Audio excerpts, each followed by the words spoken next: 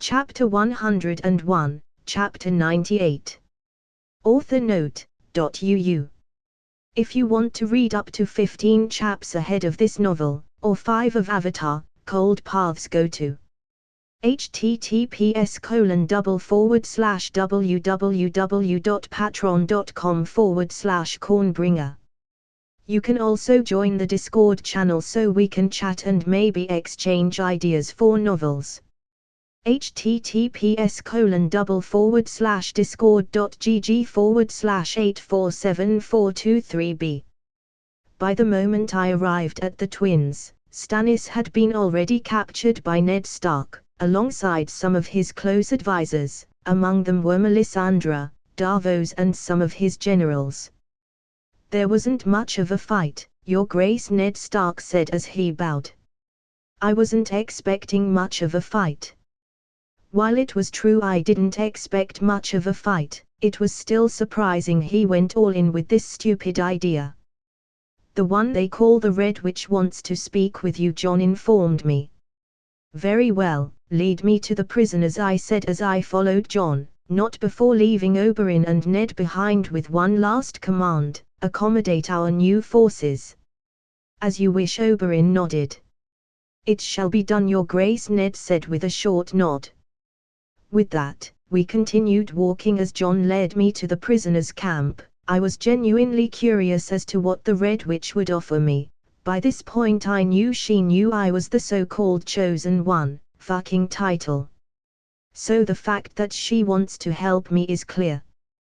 The how is what actually concerns me. Just a bit more, Your Grace, Jon said as he guided me through the camp. How many soldiers did we lose?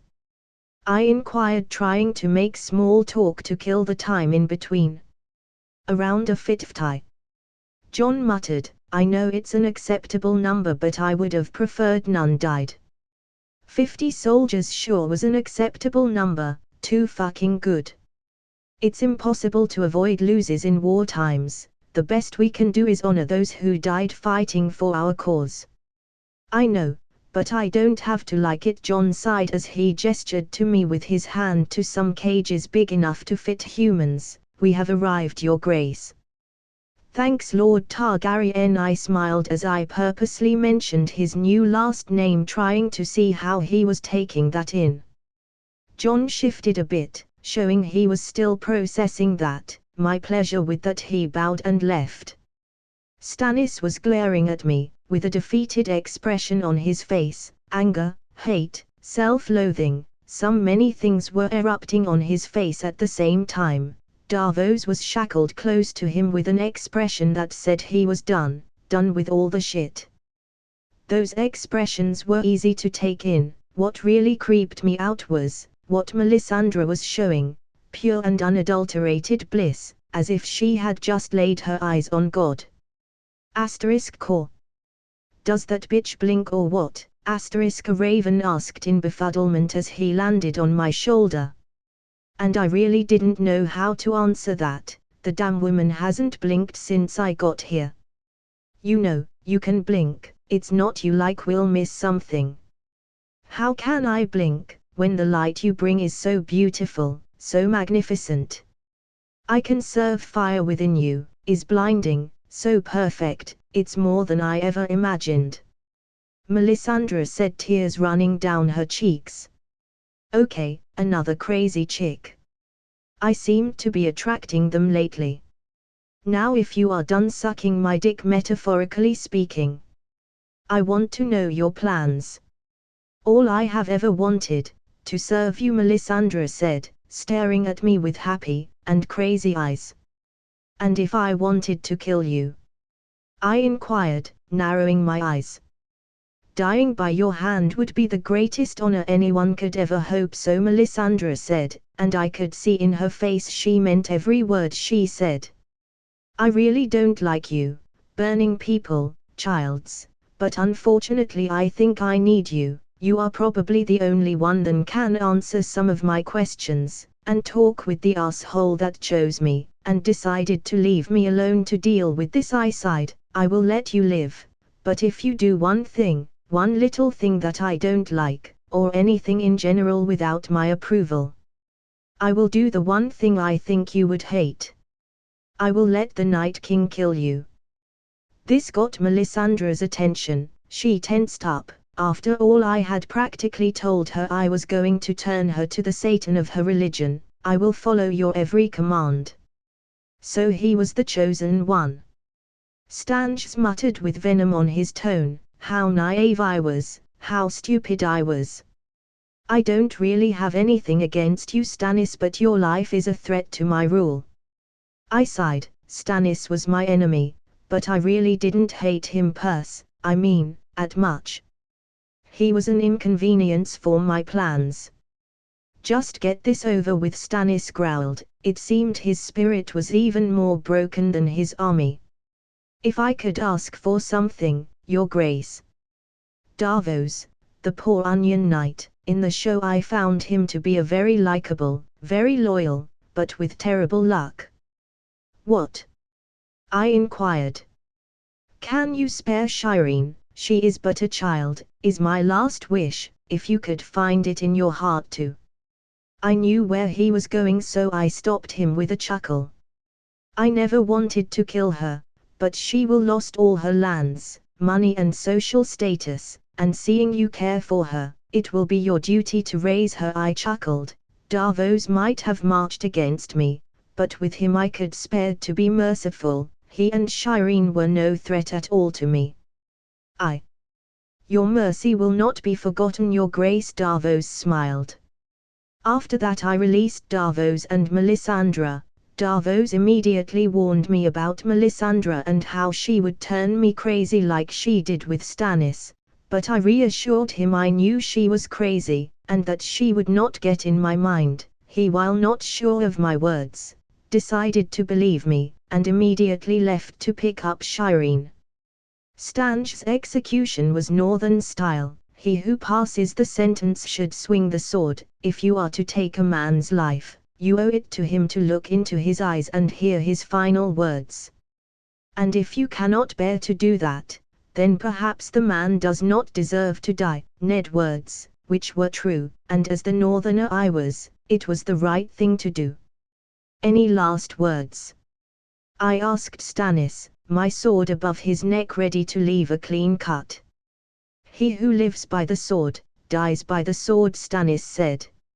"Very well," I nodded, bringing my sword down on his neck, decapitating him with a single swing, leaving a clean cut on his neck that assured his death was painless. Peter Baelish POV. Renard had survived. I was as good as dead. Tywin would kill me the moment he came back from the war. I had to run. Perhaps if I played my cards right I could win the favor of Renard, but the point was I had to escape the capital. But I had no idea how to do it. The guards outside made it impossible for me to communicate with my allies. I couldn't get out of the room, not even to eat, and I was under surveillance all day long. Varys. The old spider, while I hated the guy, he would surely help me. Of course he would demand something in return, but at this point I didn't care as long it allowed me to escape. But how could I reach the spider and his web? How could I reach my only option for escape? If I wanted to live I would have to be more resourceful and clever than ever. I can't die here. Not after all I have made, I said with resolve. Comment. 22 comments. Vote. Chapter 102, Chapter 99. Author note, .uu. If you want to read up to 15 chaps ahead of this novel, or the Avatar one, go to https://www.patreon.com/cornbringer. Join the Discord channel so we can chat and maybe exchange ideas for novels. https://discord.gg/8474223b. While the Lannister were fighting the remaining forces Stannis had left behind attacking Casterly Rock, I decided to start marching with my army towards the Tyrells. Destroying their major ally, and only food provider. Normally even with my army this would not be easy, I had to be smart about it. One wrong move and the Lannisters and Tyrells would mobilize against, and in unfamiliar ground they would and could overwhelm me. This is where Neltarion came into the board of this wretched game. He was still considered by many a myth or a lie on my part. I knew for a fact Tywine and Olenna didn't believe it, which meant they had no preparations for my dragon son. While he wasn't as big as he was in the show when Daenerys came to Westeros, he was certainly big enough to burn cities and trash armies down. And during this last push of war, it was time to reveal my card. Tywine was a genius when it came to war, his mind was born for it, and the best way to deal with someone like that was to attack them with an unknown factor fast and certain, not giving them the chance to retaliate. "Tell Neltarion it's time," I ordered one of my ravens, as I walked towards Melisandre's chambers. "My king, I have been waiting for you," Melisandre said, greeting me, opening the door before I even got close to it. Knowing this witch had the creep factor up to 11, I decided to ignore her antics and go straight to the point. "I have some questions for you," I informed as I entered her room, taking a seat. "I will do my best to help you, my light," Melisandre said with hungry eyes. Ignoring her thirsty look, I asked my first question. "Some time ago, I had a meeting with the other champion."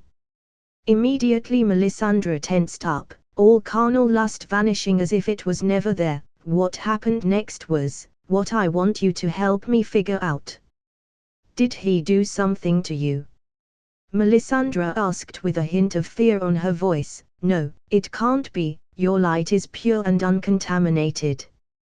"Yeah, he didn't do anything," I sighed, motioning her to shut up and listen for a second so that she knows what my real question is. "He came to gloat about he was going to kill everything, and after he left, I started to angrily question why the fuck your god wasn't helping me, or at least the people he said he wanted to save." I stared at my hands for a second before continuing. Anger fueled me, and my body became hot, very, very hot. The snow around me melted down, and there was steam around me. I even left some burn marks where I was standing, after I noticed that whatever it was happening went back to normal. "So my question is, do you know what happened?" Melisandre stares at me for a second, as she probably studied the facts of what I had just told her. "Arla, the great and powerful Arla, he blesses his subjects with powers. Some can heal wounds, others are immune to fire.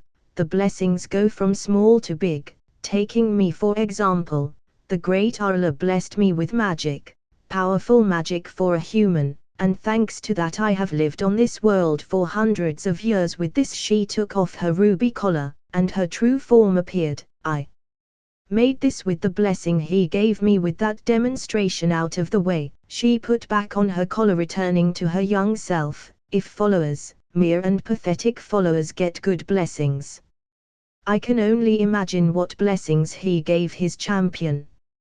I already had some inkling to that, but how do I control it? "It would really help me against the others," I asked, taking a deep breath in. "Why gods couldn't just give powers with manuals in how to use them?"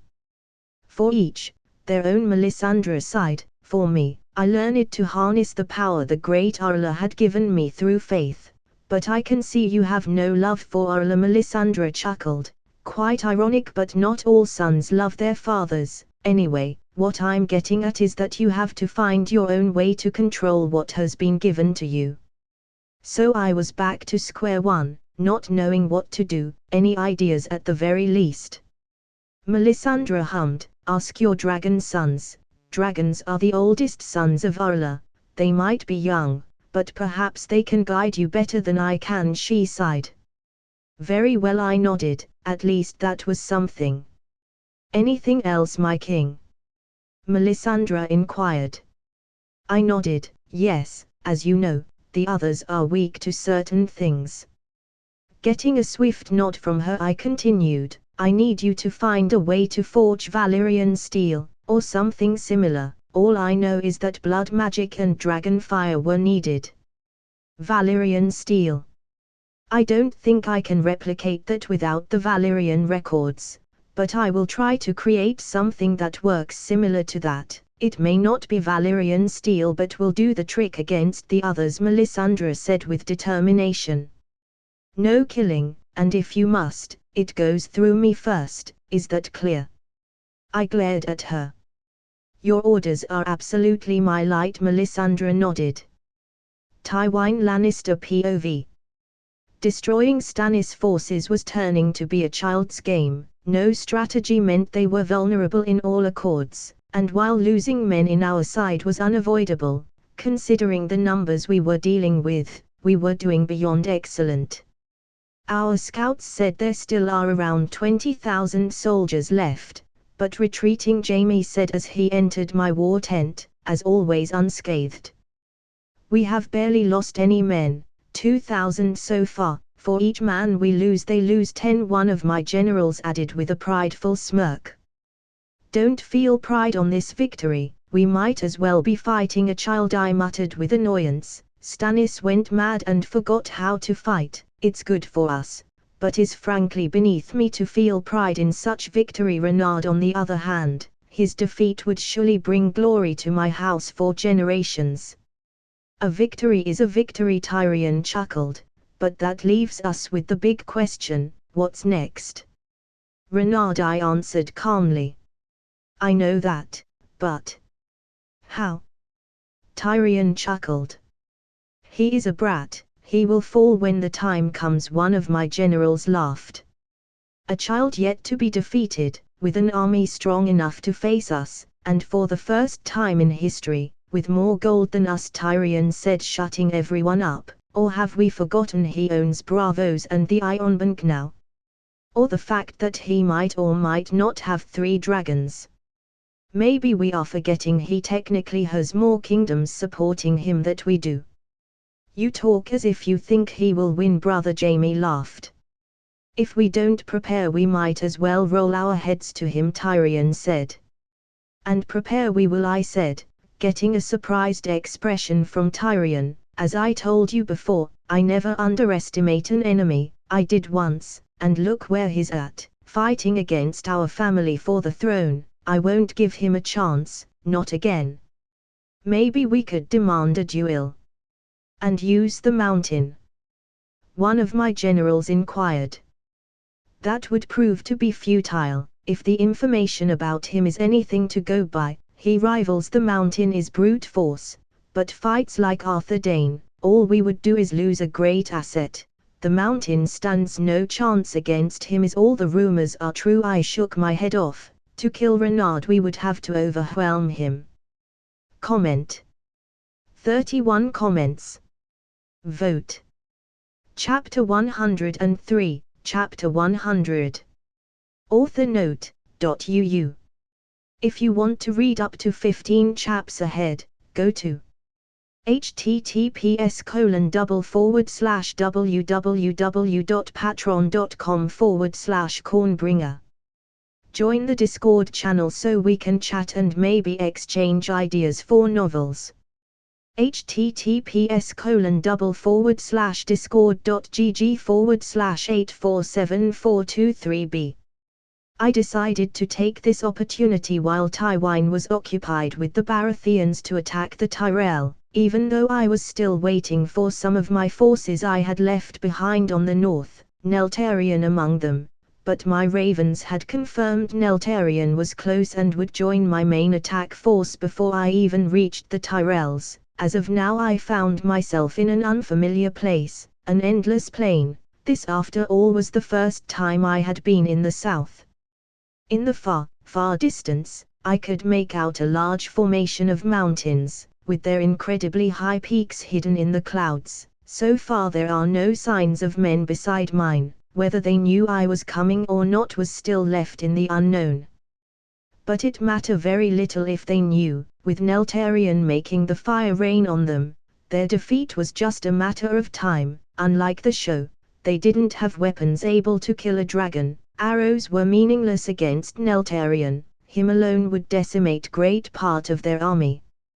We are close to the Tyrells, we are but a few days ahead, your Grace Oberyn informed me with a wide smile, ready to fight and avenge his sister, though at this point we were friends, so I assumed he also wanted to fight for my cause, just a bit.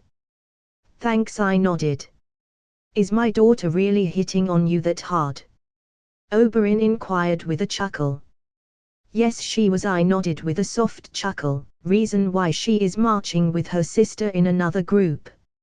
I would say I'm sorry, Oberyn laughed, but I'm really not. This is hilarious. Not as hilarious as your face when my wife hears about it, I smirked at him with a devilish grin. That's a low hit. I thought we were friends, Oberyn chuckled. We are, that's basically why you still exist, I smirked.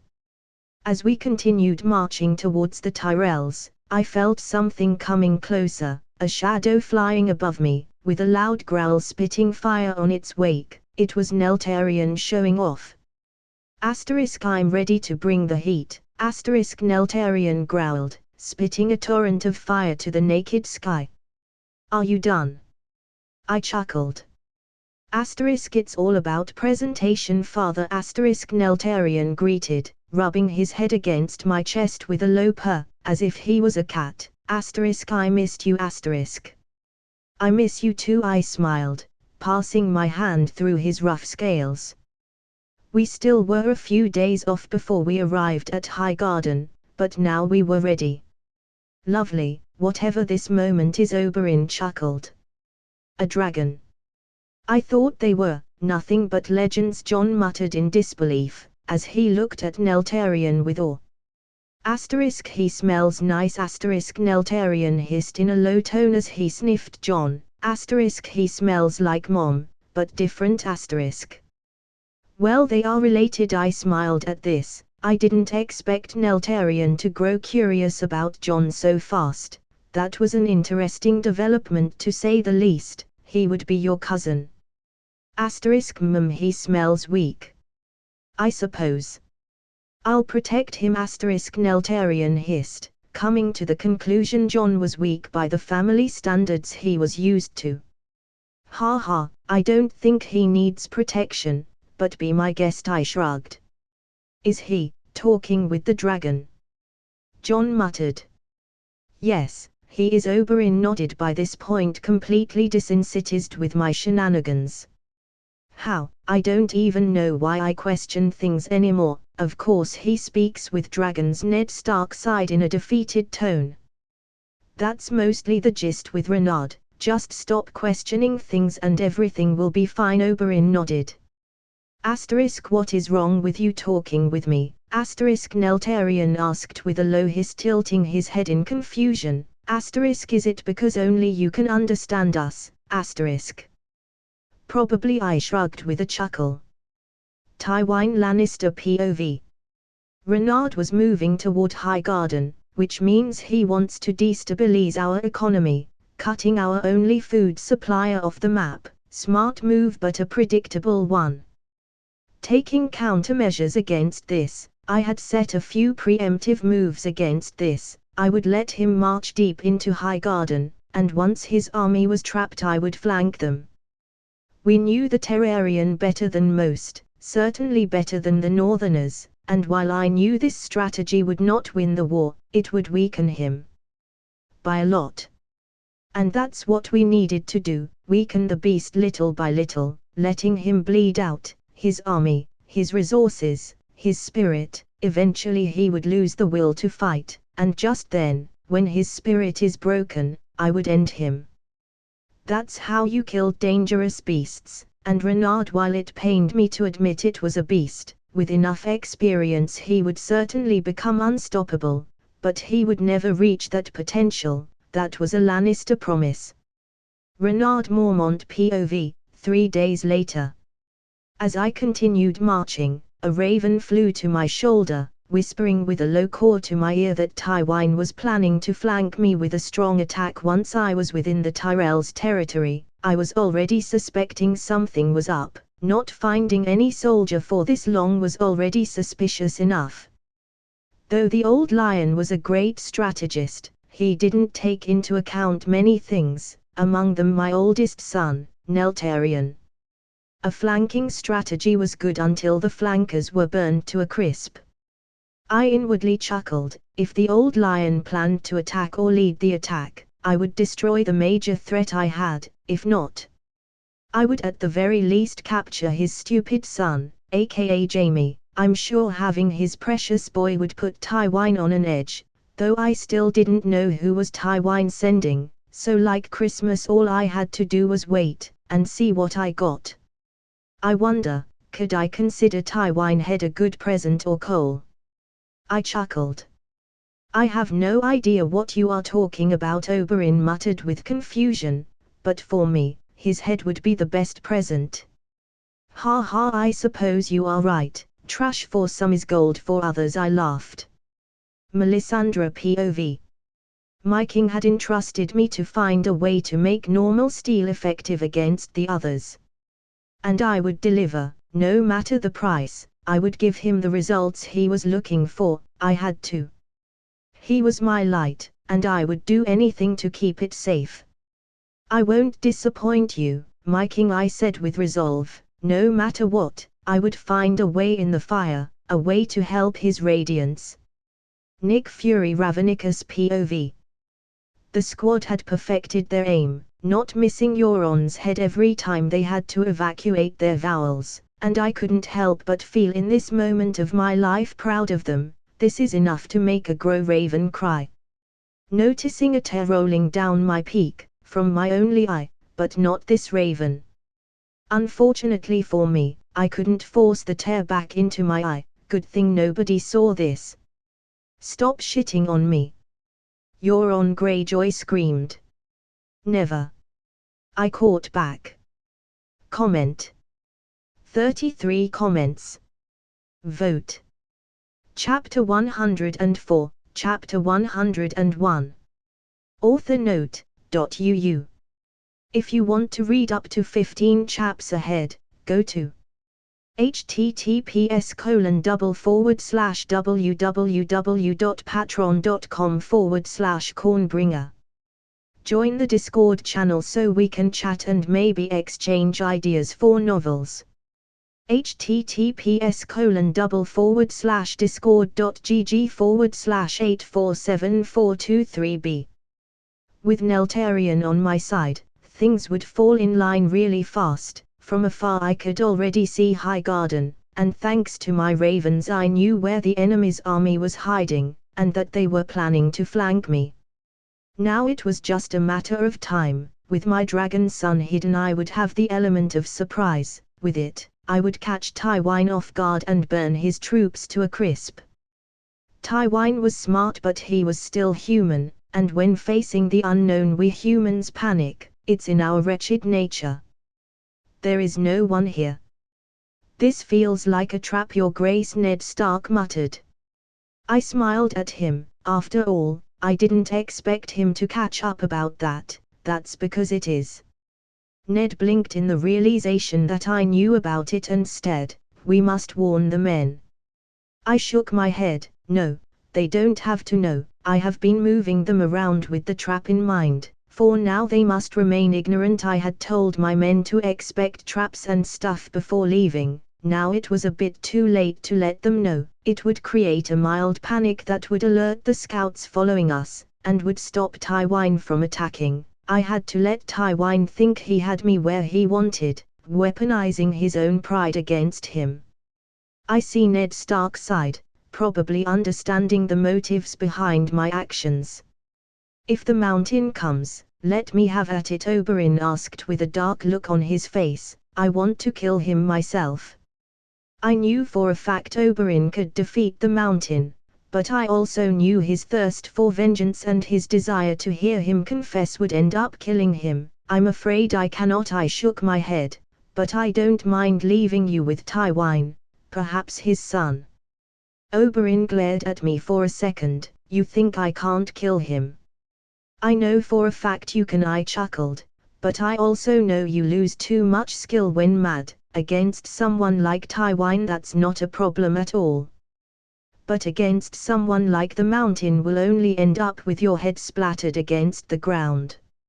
Oberyn kept on glaring for a few seconds before he sighed. I suppose to an extent you are right. He then smiled, and killing a Tywine is better anyways. He was the one to give the order. I nodded, that's right, as we continued marching towards Highgarden. A few hours later, just as we were getting closer to the castle, one of my men shouted, "Soldiers coming!" I looked out behind, seeing a large group of men armed with spears, swords and hammers rushing toward us, but not only in that direction, in each direction I would see men rushing at us. Finally, Tywine had fallen for the bait I had laid out for him. Quickly I shouted at my men to be ready, still keeping Neltarion hidden. I needed them to be closer, so unsheathing my sword I galloped with my horse and men to the battle. I rushed into battle with a smile on my face, killing every enemy in my way, my blade cutting down enemies as I leaped from foe to foe. Spread and find the generals, find Tywine, I could hear my ravens shout around in the battlefield, taking the initiative of finding the enemy leader so that we could take care of him fast. As I dance around the battlefield with grace and precision, enemy after enemy falls before my blade, fear spreading among the enemy soldiers like a disease, and for a good reason. I was terror of the battlefield, but even then, they refused to run. It seemed they feared Tywine more than they feared me. Intriguing. It was time. They were all somewhat close. Neltarion. I jump off my horse Ramper with a primal scream, summoning my son into the battlefield from the skies. My sword gleaming with blood of my enemies in my hands as its edge shape catches the sunlight. Seconds later, Neltarion appeared looming from above the skies, letting his presence be known with a powerful growl that shook the battlefield itself. The great beast of fire and flame was finally here, a mighty creature that would make fire rain on my enemies. Without waiting for a command, Neltarion knows what he has to do, and breathes a powerful stream of fire that consumes the enemy forces. Their cries of agony fill the air as they burn, some trying to run from the stream, only to be burned even by Neltarion's flames. Little by little my enemies are destroyed, many of them burned beyond human recognition with their bodies lying on the ground, corpses that will soon be forgotten as the battle moves on. We found Jaime. He is attacking from the south. Find Tywine and the rest of his generals. I ordered my feathery friends as I continued with my assault. Normally I would have gone for Jaime and killed him, but Oberyn was already on the south, and he called dibs on Jaime. Jaime Lannister POV. Dragons, they were real. This little brat actually had the very thing that brought the Seven Kingdoms together hundreds of years ago. Tyrion was right. Renard was to be feared. When father sent me to lead this attack, I didn't expect to fight creatures that were thought to be extinct. This was stupid. One dragon and all our hopes of winning were off the table. Every minute the dragon was here, hundreds of my men would fall. I had to retreat. Father did not plan for me. What good are swords and arrows if you can't hit your enemy? Retreat. I shouted, but as I did, a spear landed dangerously close to my head, killing an ally behind me. I'm sorry, but you and I have a date. The viper, that tone, that venom on his voice, there was no doubt, he was Oberyn Martell. You don't want to do this, I warned him, sword ready. Oh, but I do. Oberyn smiled, killing a few soldiers that tried to attack him. As he approached me, you have no idea how much I want to. It seemed I would have to kill a viper before I escaped this hellhole. So be it, I said, taking a stance. Now, let's us dance, for Elia, Oberyn said with a dark look on his, and with a spear at hand. Tywine Lannister POV. My son would come victorious on that battlefield, I knew that much. If he followed the plan to the letter, we would win. I had planned for every possible outcome. Renard lacked the experience I had, and I would exploit that to the limit. Soon, all this madness will come to an end, and our family will stand above the bodies in glory. My legacy would finally be cemented on stone. My family would always be remembered as the ones that stopped the Targaryens, and all in a lifetime. After this, all I would have to do would be force Jaime out of the guard so he can take his birthright. Soon, soon. Comment. 38 comments. Vote. Chapter 105, Chapter 102. Author note, .uu. If you want to read up to 16 chaps ahead, go to https://www.patreon.com/cornbringer. I'm currently on chapter 118. You can also join the Discord channel so we can chat and maybe exchange ideas for novels.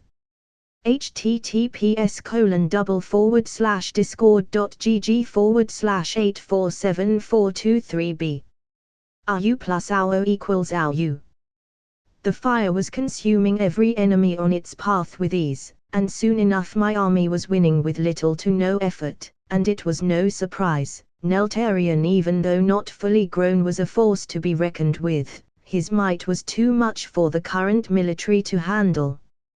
Don't let them escape, I said as I swung my weapon left and right, decapitating enemy soldiers coming my way. Valrian steel plus super strength were sure the lethal combination. Come at me, fuckers. With a smile I took a deep breath in the middle of this battle as I dodged the poor attempts the Lannister and Tyrell men were giving to kill me. Before I started moving around my opponents with my one sword in each hand, I proceeded to dance around them.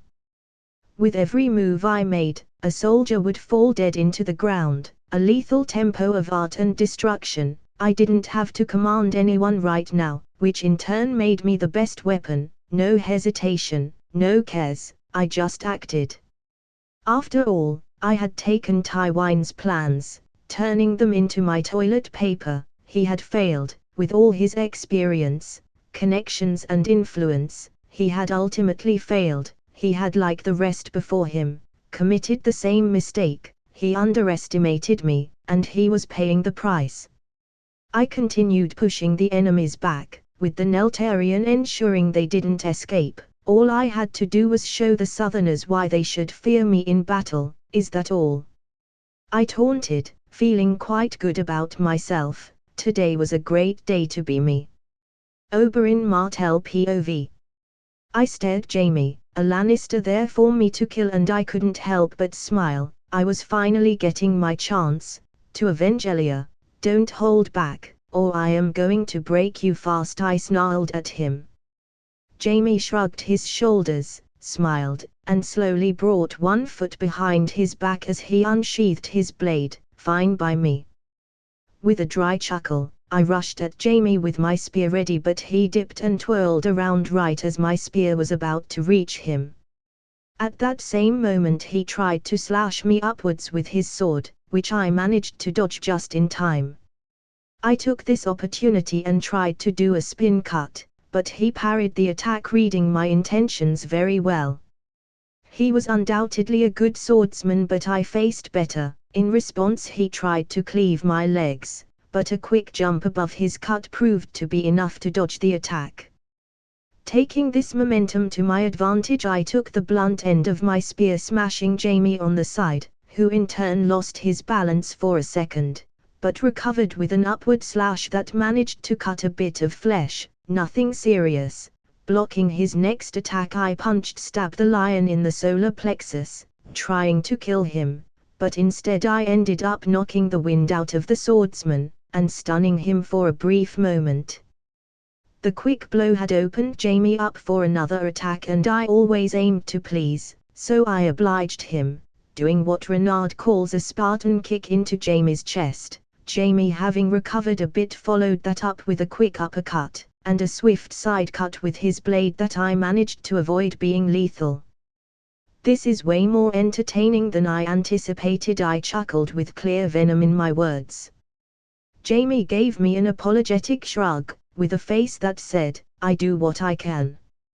Taking a deep breath, Jamie lunged forward, quickly sprinting towards me and coming closer. I smiled as I ducked forward, dodging his attack while trying to pierce his head. Jamie noticed this and rolled forward under my attack in a swift motion, and sprinted at me again as soon as my attack failed. But this time I had a new approach. I had fought Renard enough to learn a few tricks and new styles. With a smirk on my face, I raised my spear, waiting for the right moment, and it came when he tried to attack me. I delivered a quick cut on his arm as I jumped back to gain some distance, and dashed forward with my spear straight out in front of me. With Renard I had learned that small fast hits were my best shot. My plan was to destroy his sword hand, so I attempted to stab his arm, but he deflected the attack, barely in time. It was obvious now he was having troubles keeping up with my speed. Having troubles, oh mighty lion. Not at all, Jamie smiled, with that obnoxious overconfidence of his. Very well, I dashed forward, cutting his cheek with one of my attacks. We exchanged blows for a bit as blood splattered everywhere. None of us was making any lethal cuts. I was faster, and he was fast enough to react, but I was a snake. People should not fear my fangs, but my poison, and soon the lion would understand that. Parrying his next swing, I noticed during this, a bit too late may I add, that the last attack was just a distraction, because soon enough his fist smashed against my head with brute force, making me lose balance for a brief moment, but this was long enough for him to deliver cut. He had fucked my left arm for the remaining of the battle. "The kitty has some claws, who would have thought? You really got me there," I said, panting. I might have lost my left arm, but this was far from over. Bad choice of words. "You can do better," Jamie smirked at me. "Your last words have to be something symbolic." "Good, it's good that you know. That way I don't have to explain that to you." Using one of Renard's smoke bombs, I dashed behind Jamie as he struggled to see, keeping his guard up. But this little surprise gave me more than enough time to pierce his right leg. But he swirled around, cutting my spear, with a flashing smile that shouted victory, but that soon vanished as he started to scream in agony. The poison had finally kicked in. "Ah!" Jamie shouted in deep, sweat agonizing pain. "You don't fight with honor," he said with anger. "This is war. There is no honor. There are those who come back to their families, like me, and those that die with their so-called honor, like you. Not that I believed Jamie to have any honor. Besides, I'm a snake, that's how we play." "Well then, snake, kill me," Jamie spat at me. "Father will enjoy tearing your family apart after this." "Ha ha, while I would love to kill you, I can't," I chuckled. Renard had ordered me to avoid killing them if I could, and luckily for me I was able to subdue the lion, all in favor of getting Tywine. After that, Jamie would die. "Is the snake afraid of the little bear?" Jamie Lannister taunted with a smirk, trying to hide the immeasurable amount of pain the poison I had injected on his body was probably causing. "Unbelievably so," I sighed. "If there was one man I would never have as my enemy would be Renard, a monster walking among humans, and you should fear him too." With that I smacked the lion out cold. I had won my first battle against the Lannisters. "Do you see this, Elia? I did it, my sweet son. I'm avenging you. Just wait. I will put all these bastards in hell." The sun sure was shining today. Perhaps Elia was smiling at me. Comment. 38 comments. Vote. Chapter 106, Chapter 103. Author note, .uu. If you want to read up to 15 chaps ahead, go to https://www.patreon.com/cornbringer. I'm currently on chapter 118.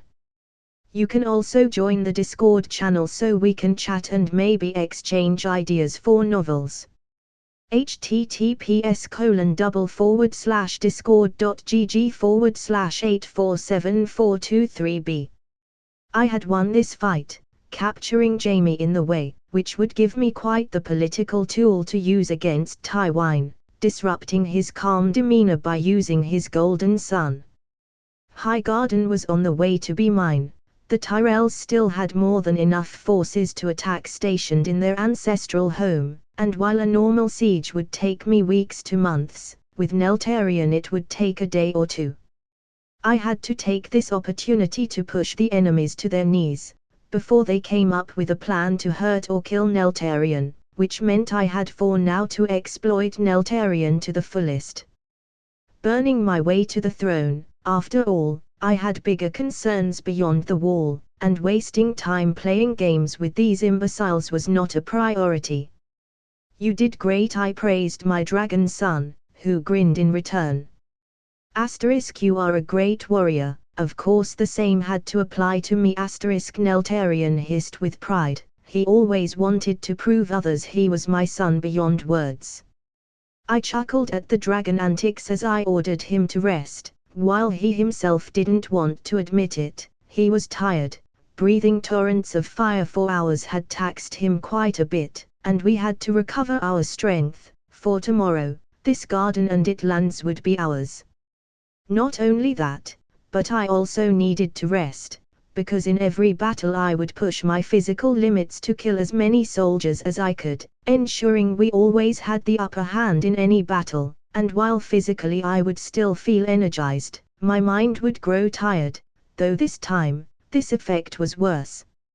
It seemed hours of fighting, no matter how easy they were, could slow down even a super soldier. I need to rest, I yawned. Hello there, Oberyn greeted, getting in sweet way to my tent. Little did he know, he would soon face my wrath if he didn't let me sleep. I'm super tired. So be gone for now. Not only I had been fighting for hours, but the last few weeks I had been sleeping very little. Maybe the stress of the upcoming battle was affecting me, more than I cared to admit.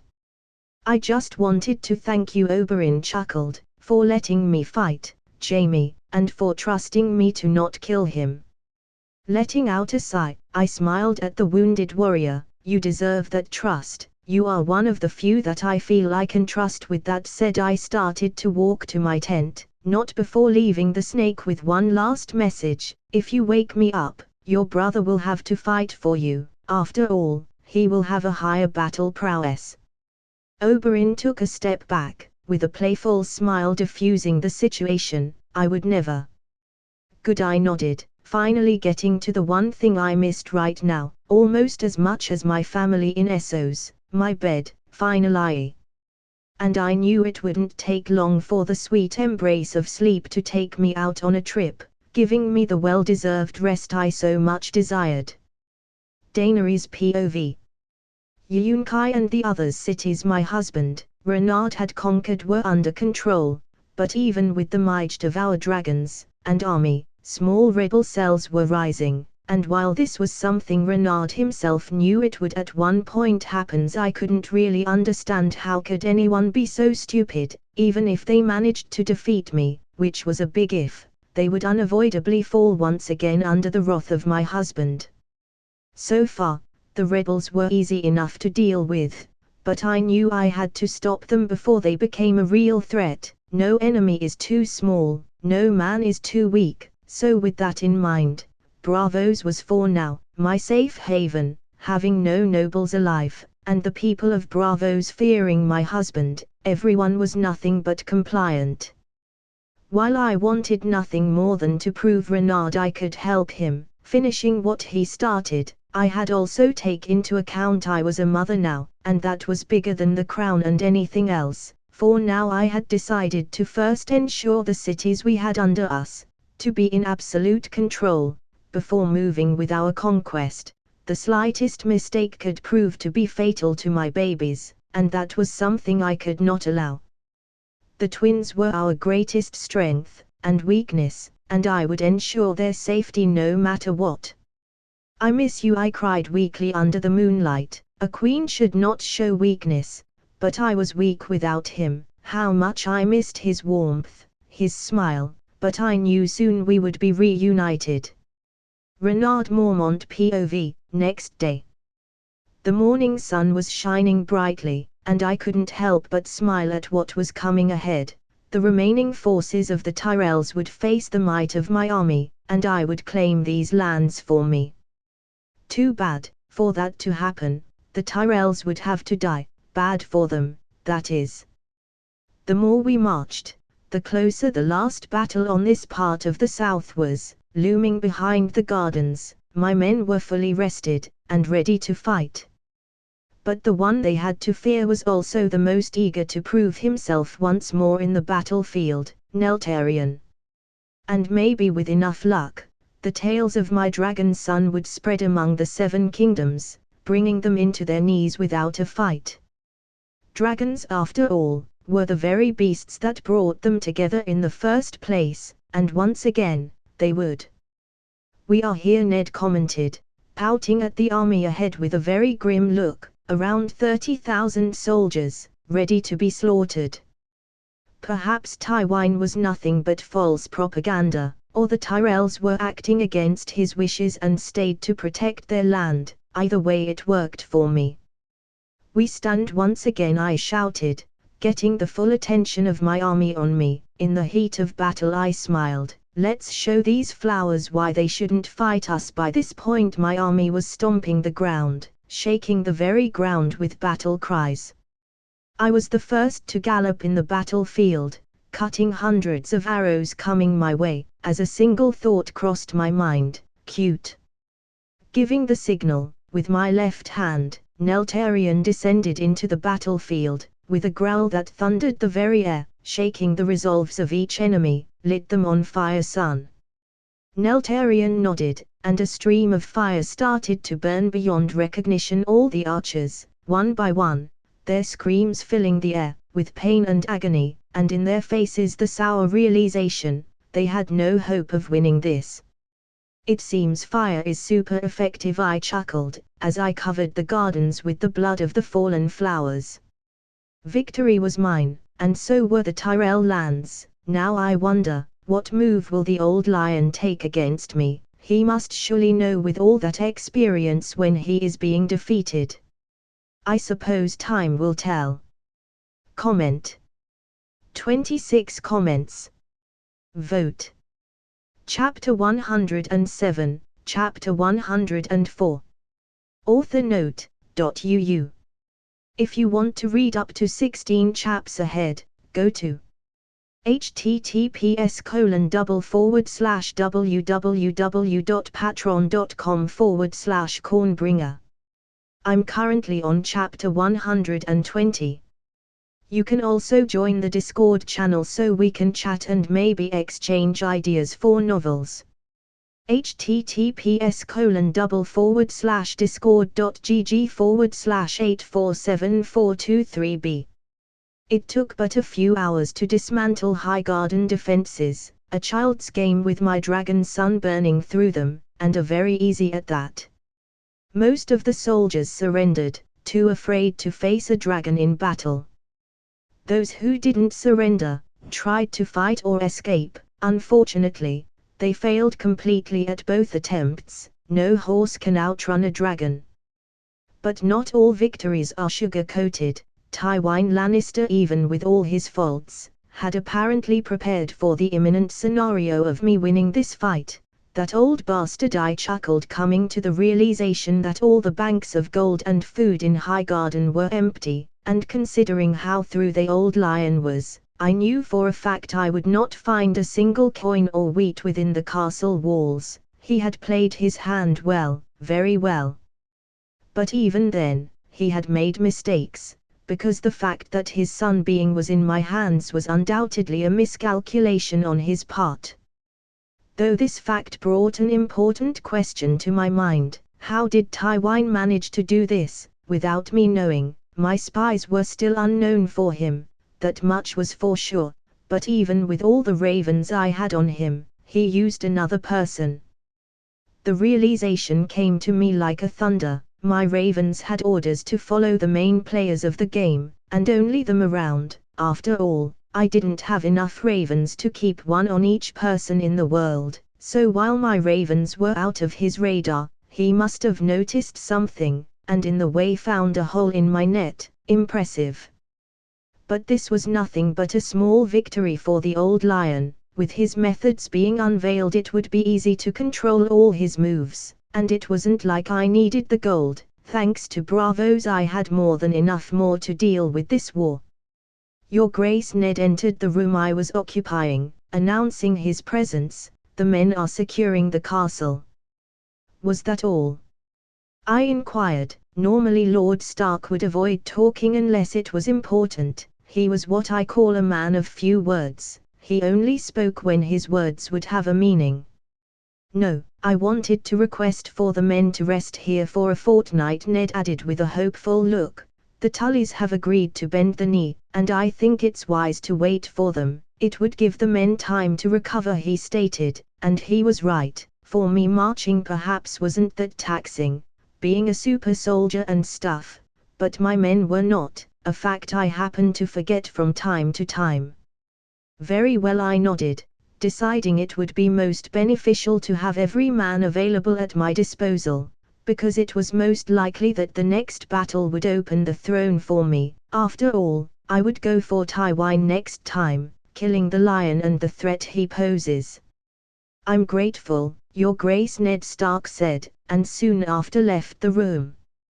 2 weeks to rest and recover were more than enough time for the Tullys to arrive, and the stories of Neltarion to spread left and right, which in turn would start my favorite part of the game, the physiological part. Let's see your next play, old man, I smiled. Olenna Tyrell POV, 2 weeks later. My son had lost our ancestral home, the very thing the roses of Highgarden had protected for centuries, and how much time did it took the kid to do it? A month. Maybe 2. This was preposterous, and not only that, but somehow Tywin had managed to convince my son to move all of our assets to King's Landing, as a safety measure, which pointed out very clear, that to Tywin we were nothing more than disposable assets, pawns on his game. Though this realization was hardly something new, I always knew this was the case with the old lion, but I never expected him to corner us so badly.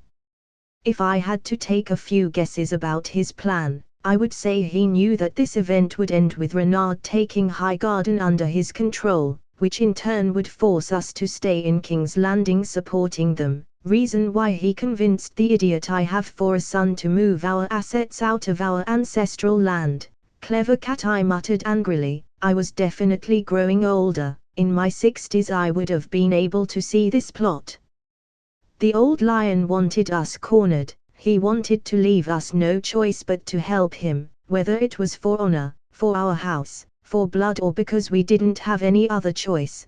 But much to my pleasure, the old lion was far from flawless. He had made a bunch of miscalculations. For one, the dragons ended up being real, and two, and probably the most poetic one, he had lost his second, the one human weakness he had, his precious son, and last but not least, he thought he could manipulate me. My son might be the lord of our house, but I run this garden, and it was time change our approach. Dragons, and losing our house was something I didn't sign up for, and after this awful turn of events, it was very clear to me now that Margaery would never be queen, and I rather have my grandchildren alive, instead of having crowns under the ground, and perhaps it was not too late to make some alliances with the bear. Now, how do I break up the news to my granddaughter? Margaery was smart, but very short-sighted, and I knew she would object, so I had to tread carefully, for now. Tywin Lannister POV. He had my son, Jaime was on his grasp, I had made a terrible mistake, but how could my plan backfire so terribly? No, that was a stupid question, that I already knew the answer for. Dragons. My plan didn't account for them. I had made a miscalculation because until today, they hadn't made an appearance on the battlefield, not here, not in Essos, and thanks to my skepticism, I had lost my son, my only son. And the worst part was, I had nothing to exchange Jamie for all I knew, he was already dead. No, Jamie was worth more alive, to control my moves, to chain me. Renard knew that much. My son was a weapon, and the young bear would not hesitate to use him against me. Fuck it all. In anger I smashed my fist against the stone-hard wall, resulting in immediate bleeding on my part, but I didn't care about it, nor felt the pain, because all of this was my fault. I said over and over again, that I was not going to underestimate him, and like a moron, I did just that. I underestimated the bear and lost my son. But I had to keep it together, I had to find a way to save my son, and win this war. I had to find a way to save my legacy, but for the first time in decades, I didn't know where to begin with. Comment.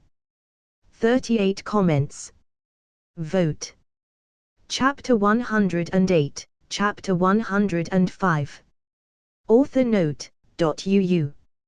If you want to read up to 16 chaps ahead, go to https://www.patreon.com/cornbringer.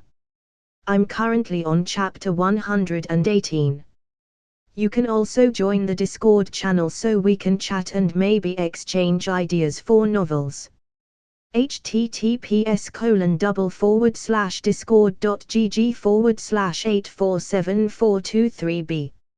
As Lord Stark had said, the Tully arrived 2 weeks after Highgarden conquest, bringing with them food, weapons and 10,000 men ready to die for me. Taking this opportunity, I had now to make my next move, and attack Casterly Rock, because I knew that would lure the old lion out in the open, which in turn would be the end of his long career. After taking that useless piece of land that it was Casterly Rock after their mines ran out of gold, I would turn my undivided attention to King's Landing, destroying my enemies once and for all, at least the ones within this side of the wall. The men are ready to march, we are waiting for your command, Your Grace, Ned said as he entered my newly acquired solar, alongside Cat's younger brother, Edmure Tully, a eager lord ready to prove himself, but sometimes eagerness only leads to failure. It will be an honor to fight by your side, Edmure Tully stated with the utmost admiration, which by itself took me by surprise. After all, it was no secret, his older sister hates me.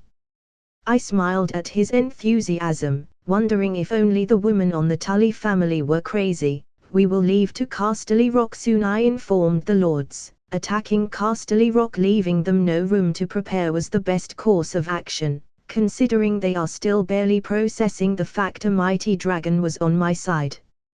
Ned Stark nodded. I will let the men know, and with that Lord Stark took his brother-in-law out of my solar as I prepared for the upcoming battle. As I was about to leave the solar and talk with Neltarion about the upcoming battle and what was our strategy, a raven flew into the solar, landing on my desk. *core. I bring news. I turned to the raven. What news? The spider is planning to use John. The raven caught. I see. It seemed the spider had yet to learn who was on top of the food chain, and I would gladly be his teacher for that lesson. Keep an eye on the spider. And if he breathes out of line, let me know. But for now, dealing with the spider would have to wait. His time was already set on stone, and besides he was at much an inconvenience, with no real power to be a real threat. He would die, but after I dealt with the more problematic players of this game. But for safety measures, I would still have to talk with John. I knew he would never betray me, or anyone if he could help it, but I still felt like it was my responsibility to talk with him about this situation. Your Grace, John's voice got my attention. It seemed I wasn't going to need to look for him. Jaime is requesting to talk with you. Lord Targaryen, I smiled, offering him a seat. We need to talk.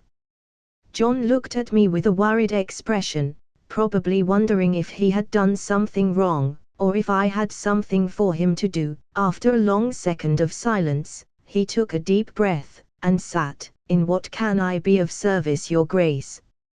John inquired. Well, it's about a spider. I started telling John in detail everything about Varys and how I thought he planned to use him. John was shocked, and reassured he didn't even want to be a lord, saying he would never go against me. After all, I was family. I would never betray you, John smiled, as he took the liberty to add a joke. Uncle. Ha ha, uncle. Well, I suppose I did marry his aunt, but it was weird when we both had the same age. Then again, seeing John joke was weird enough. I never thought you would betray me, but that man can manipulate you into doing something you may not think as a betrayal. That's why, from now on, the spider is a kill-on-sight target. I understand, John nodded. So you said Jaime Lannister wanted to talk? I asked, going back to the point he had previously talked about. John nodded. Very well, I nodded, wondering what Jaime wanted from me. Either way, this would prove to be entertaining. Varys POV. The young Griff was probably dead. After all, it had been months since I last heard of him. While this was a sad turn of events, I couldn't lose my focus. After all, I had a real Targaryen available, ready for the crown. Jon Snow had ended up being a Targaryen all along, which was something I myself could confirm, but unfortunately for me, Renard had found out first, putting the rightful king under his claws. I had to do something to bring the realm their rightful king, and I had to do it fast, because I knew that as soon as Renard won this war, my head would roll, not only because he knew of my deals with the young Griff, but because he had vowed to kill me for my indirect involvement in the assassination attempts on his wife and kids.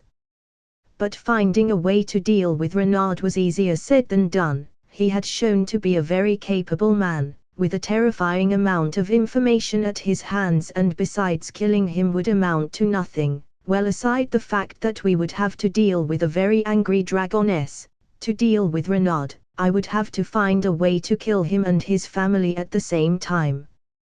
But first I had to secure Jon on our side. As the last heir to the throne, his role would be crucial, but unfortunately for me this had also proven to be a difficult task to accomplish. Jon had no desire for power, but it was just matter of time before I found something to push the young dragon on the right path. Every path I take leads to a dead end, I sighed. I had quite the work cut out for me, but deep down I knew I shouldn't be complaining. It was my fault Renard grew to be this threat. I gave him a queen, and he became a king. I made the monster that is destroying all my plans. I was the one to blame for all of this, but it was still not too late to redeem myself from this catastrophic error. Cersei Lannister POV. Father had lost the first battle against the bear, losing not only Highgarden, but Jaime. Terror filled my nights, wondering if he was still alive, that idiot. How could he leave me alone? He promised he would never leave me alone. Father promised me we would win, and in the end, they all lie to me, like always. But I would put an end to this. I would destroy the Renard myself, ending his pitiful attempt at the throne. And it was all thanks to Illyrio, who before dying paid the Alchemist Guild to produce more than enough wildfire to destroy our common enemy. No matter how good the kids is at playing war, the fire would consume him, ending this charade, once and for all. It will be quite the show, I muttered darkly as I eyed at the window, where a raven was sitting, ruining my view. Begone. I swayed the raven off the window. **I will caw. Take a dump on her wine next time, caw. The raven caught at me from the air before flying off. Nick Fury Ravenicus POV. I was going to meet with my squad today to see how was our favorite toilet doing. To my surprise I found my entire group poking at the man with sticks. What are you doing? I inquired. Core. He hasn't moved in 2 days sir core. One of my squad members said as he poked the last eye Euron had. Yeah, the motherfucker is dead. I caught at my squad. Su. Do we still take shits on him? One of my ravens asked, holding a piece of corn with jalapeno on his peak. I mean. If you want to, we are leaving anyways. I answered as I asked, why the jalapeno? I couldn't help myself, I wanted to know. Well, it kinda made my ammunition be all fiery, burning his eye and stuff. So he was eating it to make his poop spicy. I don't know if I should feel proud or concerned, or both. It's both. We leave in 10, so move the fuck up. I caught as I flew off the area. Author bonus: the last comedy bit was inspired on a meme of a dragon eating spicy food. Comment. 33 comments. Vote. Chapter 109, Chapter 106.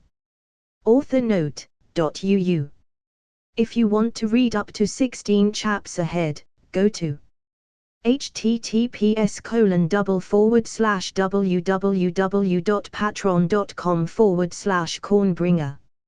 I'm currently on chapter 122.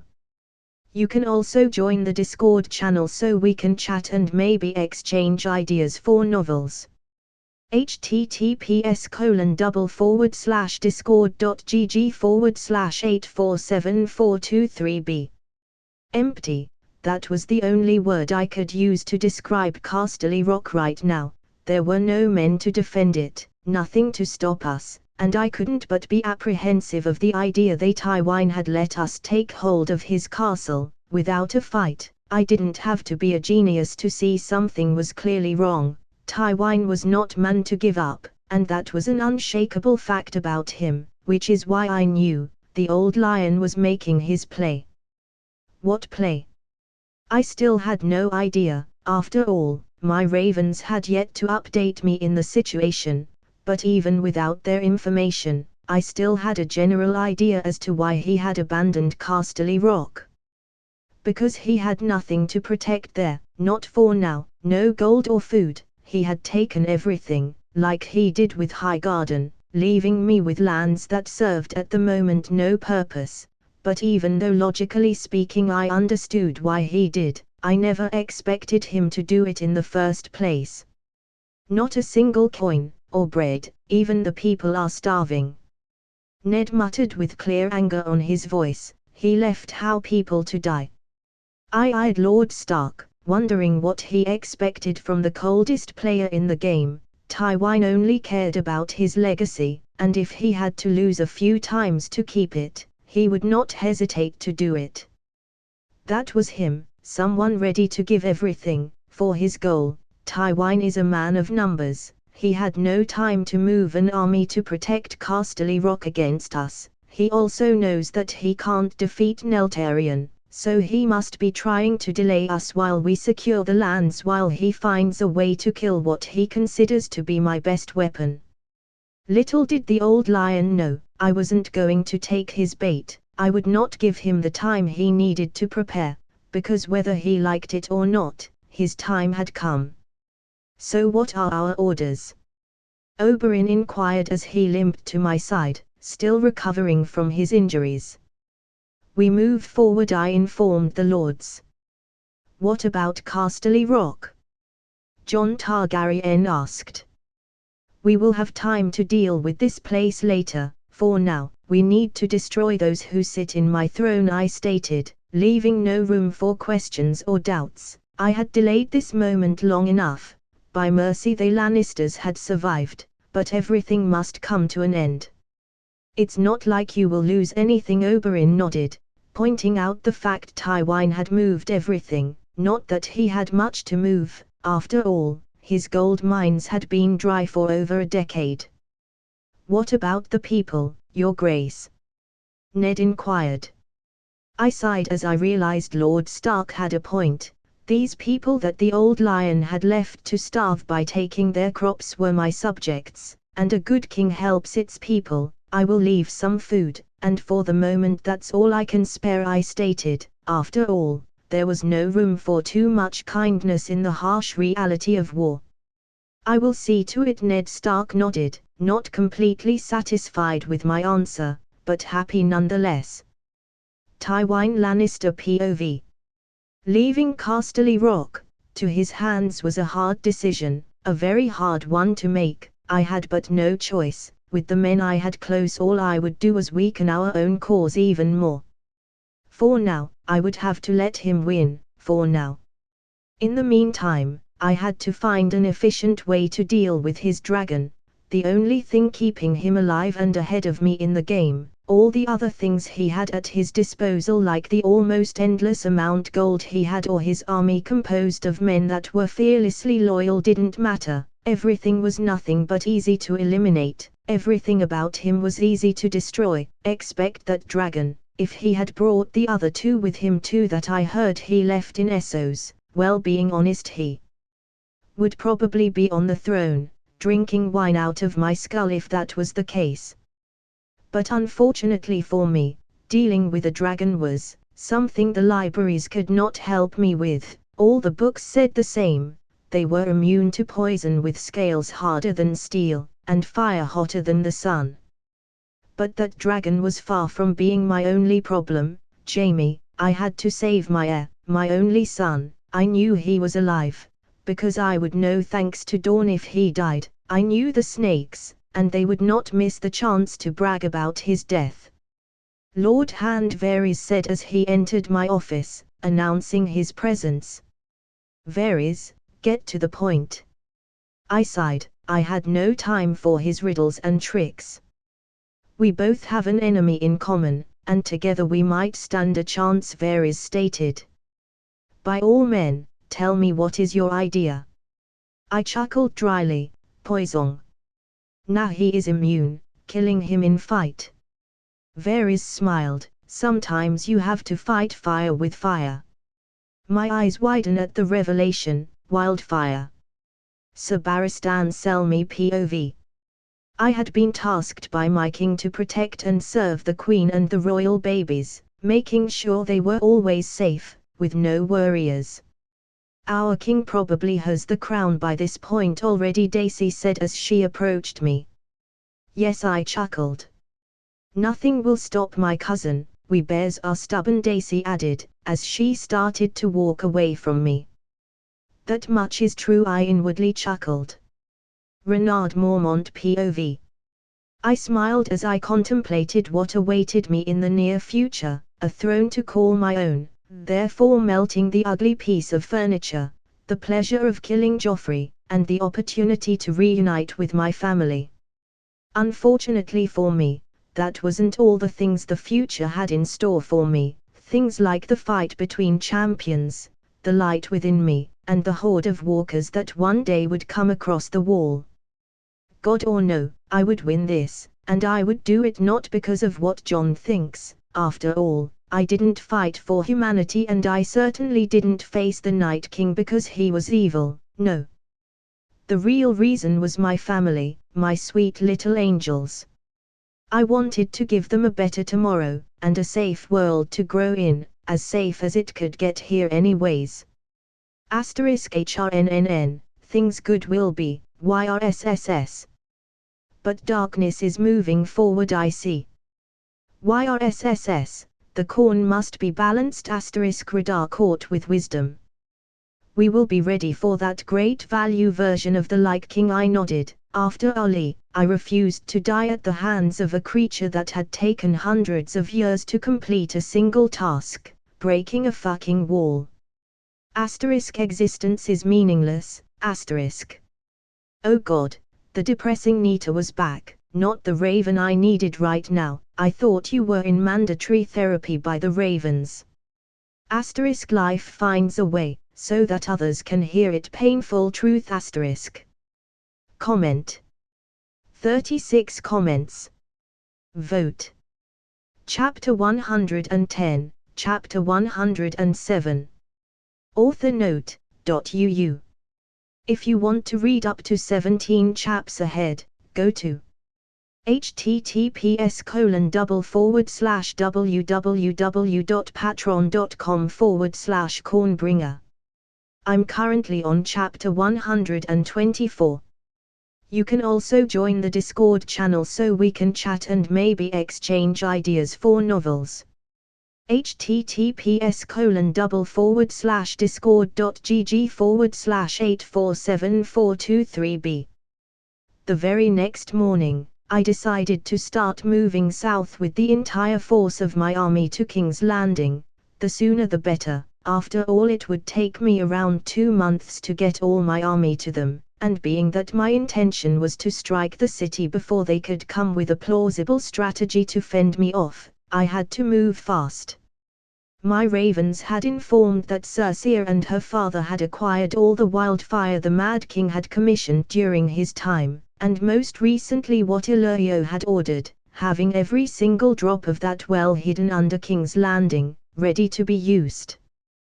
But that was just the tip of the iceberg. Not only they had all the wildfire in the world right now, but they also pretended to use it as a safety measure to keep me out of the city, blowing everyone, enemies and allies alike, with the explosion. Which is why I wanted to strike before they succeeded in making King's Landing a walking bomb, more than it already was. That amount of wildfire was too dangerous, and while I was immune to fire-related weapons, my soldiers were not. But I had something they still haven't accounted for, thanks to the massive lack of information they had about me. I had animals on my side, from mice to dragons, but the question was how to use them to neutralize the wildfire. Small animals like rats and mice could probably delay the explosion by blowing on the candles used as a fuse for the explosion, but that would only delay them a bit. Then again, I had no idea how many rats and mice were in King's Landing, but if the stories about the city were right, I would have more rats under my control than men in this continent. That was considering what Oberyn had said about the city being a rat nest. Which, if that was the case, taking the city would be a piece of cake. One rat was harmless, kinda, but thousands, no millions of them, well, that was a biblical force to be reckoned with. Quite literally. Now that I think about it, that sounds like the best idea to eliminate the wildfire in King's Landing and on the way fix the smell situation going on there. I smiled, remembering a small fact about rats. They eat shit, and not in the metaphorical way. Rats and their family practitioners of the art of coprophagy, aka the art of eating shit, and while it was true they prefer to eat other things like nuts and berries, they would eat poop if needed, and with millions of them. I might have the solution to the sewer problem in King's Landing. If not, at the very least they would be useful to improve the sewer flow stuff. In short, they would be my secret weapon, and personal plumbers. Maybe I will call the Mario Gang. Asterisk core, what are our orders? Asterisk one of my ravens asked. Asterisk in what can I assist you, O great hunter? Asterisk one of my newest birds, a falcon that apparently had climbed the ladder of ranks within the animal part of my army, said. Bring me rats from King's Landing, I informed the 2 feathery warriors, being very clear with the fact I wanted them alive. Asterisk as you wish. Asterisk the falcon nodded with enthusiasm as he darted out of the window at full speed. Asterisk core, the new guy sure is eager to help. Even the falcons see the might of the corn you provide. Core, asterisk. Falcon falcon falcony falcony epov. It took me months, but I had finally managed to enter the Raven Circle of Knights, as its newest member, serving the greatest hunter of them all, the Cornbringer, our master. I was the first falcon to reach this high, and I would not disappoint my master and embarrassed the Pride Falcon clan by failing him. He wanted rats. He would get them all. I Falcony or FFFF for short, had promised him rats and FFFF always delivers. Core. FFFF wait, asterisk. I stopped flying, as I waited for a raven to catch up, core, you sure fly fast, core, anyway, make sure you report to the raven in charge in King's Landing asterisk. I nodded, I will core. Good, then go. Make the Raven Knight Order proud, asterisk. I didn't have to be told twice, because that was my plan all along, and perhaps just perhaps if I worked hard enough, the great and benevolent Cornbringer would make an order of falcons, something the little chicks could look up to.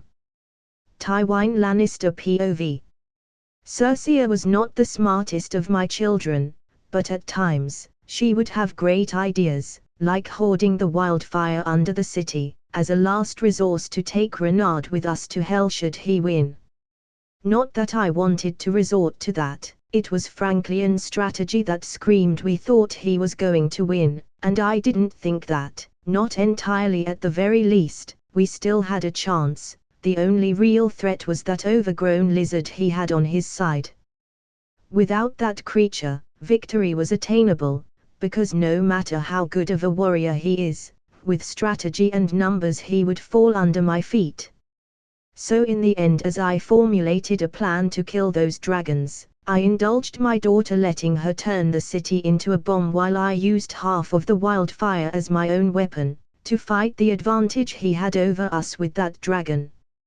Fighting fire with fire, like the spider said, burning his men to death, and if I was lucky, burning him to death. I had already set some rudimentary defenses with it, with some of them being things like explosive arrows and such. The bear was up for a surprise. After all, we lions adapt so that we can better hunt our prey. I will save you, my son. Jaime, even if it means burning the 7 kingdoms, I muttered. My son after all had a duty to complete. He had to continue the path I had built for my house, our house, and after this, he would do it whether he wanted or not. I was done with his idiotic dreams of being a knight. Olenna Tyrell POV. The young bear was moving, and it was my chance to save my house. Flowers and fire don't fight. That worked, but in the literal and metaphorical sense, we bent the knee to a dragon hundreds of years ago for a reason. Grandmother, but surely we can. Margaery was still trying to find a way to keep her current arrangement. She wanted to be queen so badly that it was weighing her down. What use does the crown have if you don't live to enjoy it? You won't even make it to the wedding. Do you want to live? Or die thinking you were almost a queen? I scolded at her. But surely father and Tywin, Margaery started to ramble once again. My son is an idiot and Tywin is outmatched, so use your brain. Even the women in my family lacked what has kept me alive so long, common sense. But Margaery started to cry. But, if you can't be a queen, maybe your future kids can. I sighed. Comment. 27 comments. Vote. Chapter 111, Chapter 108. Author note, .uu. If you want to read up to 17 chaps ahead, go to https://www.patreon.com/cornbringer. I'm currently on chapter 125. You can also join the Discord channel so we can chat and maybe exchange ideas for novels. https://discord.gg/8474223b. Jon Targaryen POV. King Renard stared out of his tent, engrossed at the orange-colored morning as the sun rose over the camp. Something that I had come to learn is that Renard enjoyed starting his mornings this way, watching the sun rise, as if it was his only moment of peace. He had spent much of his time, if not all, fighting for a better country, for the future of all humanity, and while he kept everyone at bay with a smile and a sarcastic comment every now and then, I knew deep down he could not keep this much longer. The stress was taxing him heavily. Deciding it was time to say hi, I cleared my throat, making my presence known to the king. Renard in return took a deep breath without even looking at me as he said, "'Tis a beautiful morning, is it not, Dot?" It is a beautiful morning, sire," I nodded with a smile.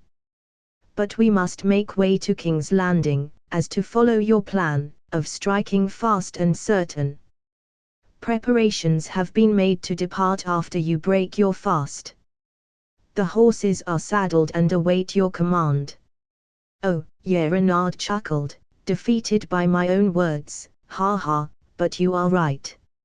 I just follow your orders, don't blame me, blame the game," I smirked at him. The king turned his attention to me, looking at me with a smirk of his own. Let me guess, you've been hanging out with Oberyn." I gave the king a mischievous grin as I asked, "Was it not you that told more like this?" Once again defeated by my own words, Renard laughed, as he stood up. It was me who told you all those things." I nodded. "Then my king, shall we go to break your fast?" I don't see why not, let's go eat some breakfast," the king nodded. Tormund POV. My entire tribe was dead, and so were almost everyone I knew, and here I was running desperately through the dead cold forest, trying to get into the safe areas those weird-looking kids created.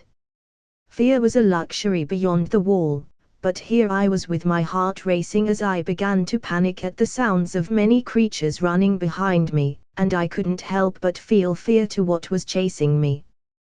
The images of the dead rising and hunting my people down were burned into my mind, making it so every time I close my eyes I see them screaming in pain, begging to be saved. I was both angry at myself for not being able to defend my tribe and afraid of dying without being able to fight back. Those two emotions pushed me to run faster. The weird-looking children said soon someone with the power to face these creatures would come. Fuck. They were gaining on me, and my stamina was depleting swiftly as I struggled against the weight of the food I had gathered for those who had survived the slaughter. I could hear the screams behind me, the growls of hunger and desire to kill me, but I didn't turn to look. Fuck that, I wanted to live long enough to help the magical fucker deal with these pests. "Go and gather food," I panted. "It will be easy," they said. As I was about to make it to the hideout protected with the magic of those weird-looking kids, I felt a dull pain in my abdomen. I grunted in pain as I looked down where I felt the hit and saw an arrow jutting from my stomach. Taking a deep breath, I took the arrow with my right hand as I withdrew the said arrow swiftly out of my body as the blood pooled around the wound. Great, they learned how to use bow and arrows. "Get the food. Let's go, Tormund." Ygritte hissed at me, as she and one of the weird-looking children helped me with the food I had gathered, taking all the weight off me. I turned around to where the creature was coming, pulling my axe from my back as my free hand clutched instinctively at my abdomen. "You two run, I will stop the fuckers right here."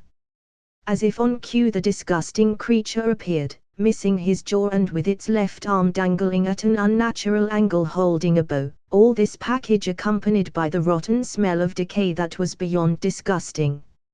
It seemed the horde had stopped chasing me after a while, because I could see only one of them, which was a relief. With that in mind, I steeled myself. Getting ready for battle, I glared into the creature's milky white eyes, devoid of any emotion, nothing but darkness. "Come and get me, you undead piece of shit."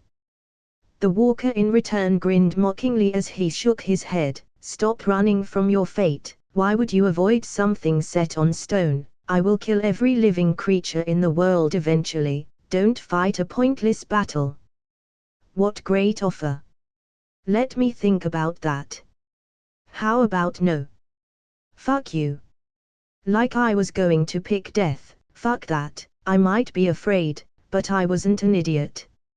Very well, live for another day, but soon your children of the forest will fail to hold me back, and I will consume you, like I did with your tribe, and like I will do with the world. The walker smiled, which was disturbing without a jaw.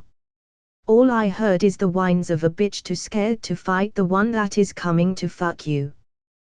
The weird-looking children, and the old creepy man that was somehow fused with a tree told me of someone called the Light Champion, or the prince that was promised was coming, and that him and him alone would defeat this fucker. The young bear will fall in time, death is not a matter of if, but when. The walker growled at me. Sorry, I don't speak bitch. I chuckled as I threw my axe at the monster, cutting his head off. God, that felt good. Ygret POV. Tormund once again decided to fight the walkers. Instead of running into the safe circle, he's probably dead. I doubt it. The children of the forest shook her head. He was facing one, and one in bad state. He will probably come victorious, but I admit your human friend is reckless. He is. I nodded. He knows nothing. Ha ha ha. Tormund's signature laugh caught my attention as he ran towards us, but before he even managed to approach us, the children of the forest attacked him, throwing a firebomb at him. Hey! The fuck? Tormund jumped out of the way.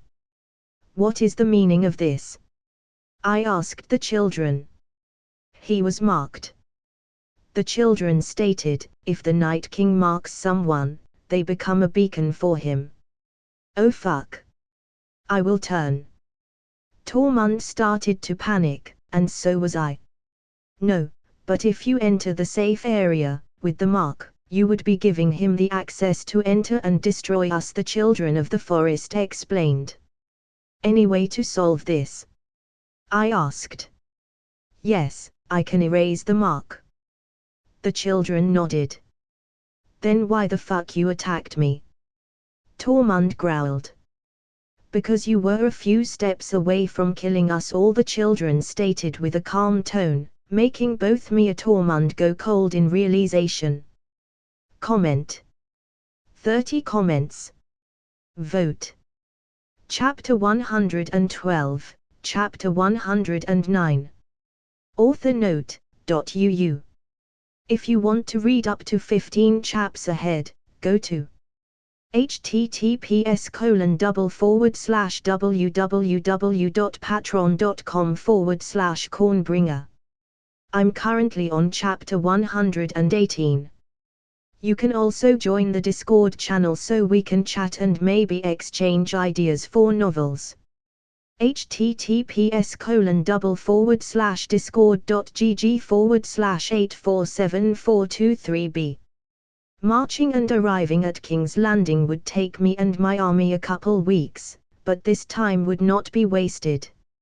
I had sent one of my hawks to King's Landing with a mission that would, if my plan worked, ensure my victory. Things of course were a little bit more complicated than I had originally thought. Tywin had apparently decided to weaponize part of the wildfire, and I had to reluctantly admit, his ideas were good. He wanted to dwindle my army with long-range attacks, using the wildfire in a variety of ways that showed why he was feared among his peers. But regardless of what he tried, he would die, and I would prevail. All he was doing was delaying the inevitable. 1 month away from the throne, 1 month away before I focus on the real war beyond the wall. Tormund POV. The battle is lost. A calm voice spoke aloud, full of sorrow and loss. It was one of the few survivors that had managed to escape the Night King. Humanity will fall, I don't know why we even try. Arangan, one of the warriors, had survived, said as he lifted up a chipped and damaged spear, raising it above his head for a brief moment before he plunged it downward. "Fuck you all!" I growled with anger. How could they even think of giving up? Even if the champion of shit doesn't come to fight this monster, we must fight. Even if we are going to lose, we must fucking fight. We are not going to let this fucker win that easy. Everyone looked at me for a second. I could see they were tired of this. After all, we had been fighting for months making no progress at all. While every battle would weaken us, the monster would only grow stronger. I knew this was impossible to win, but I rather make that fucker work for my life, because I won't willingly give it to him. We are fighting, waiting for a champion that might not even exist. Arangan shouted angry. What are our proofs? An old man that can't move? Or the bunch of freaks that follow him? Since when do the free folk needs a hero?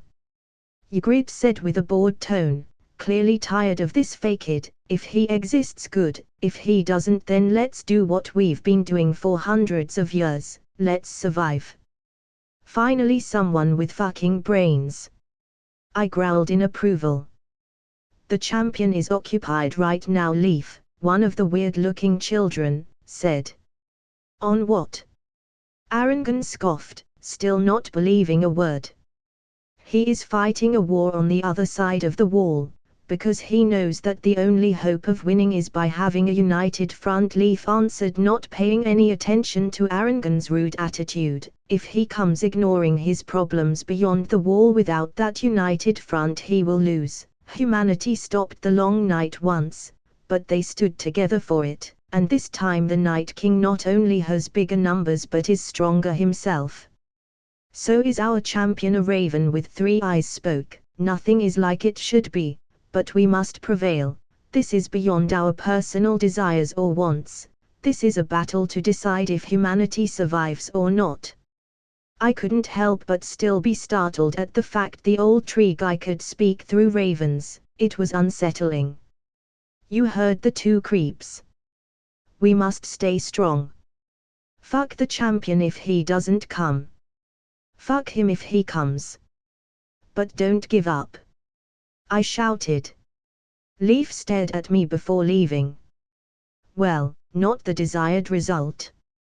The 3-eyed raven muttered as he watched the people slowly calming down, but it will do for now.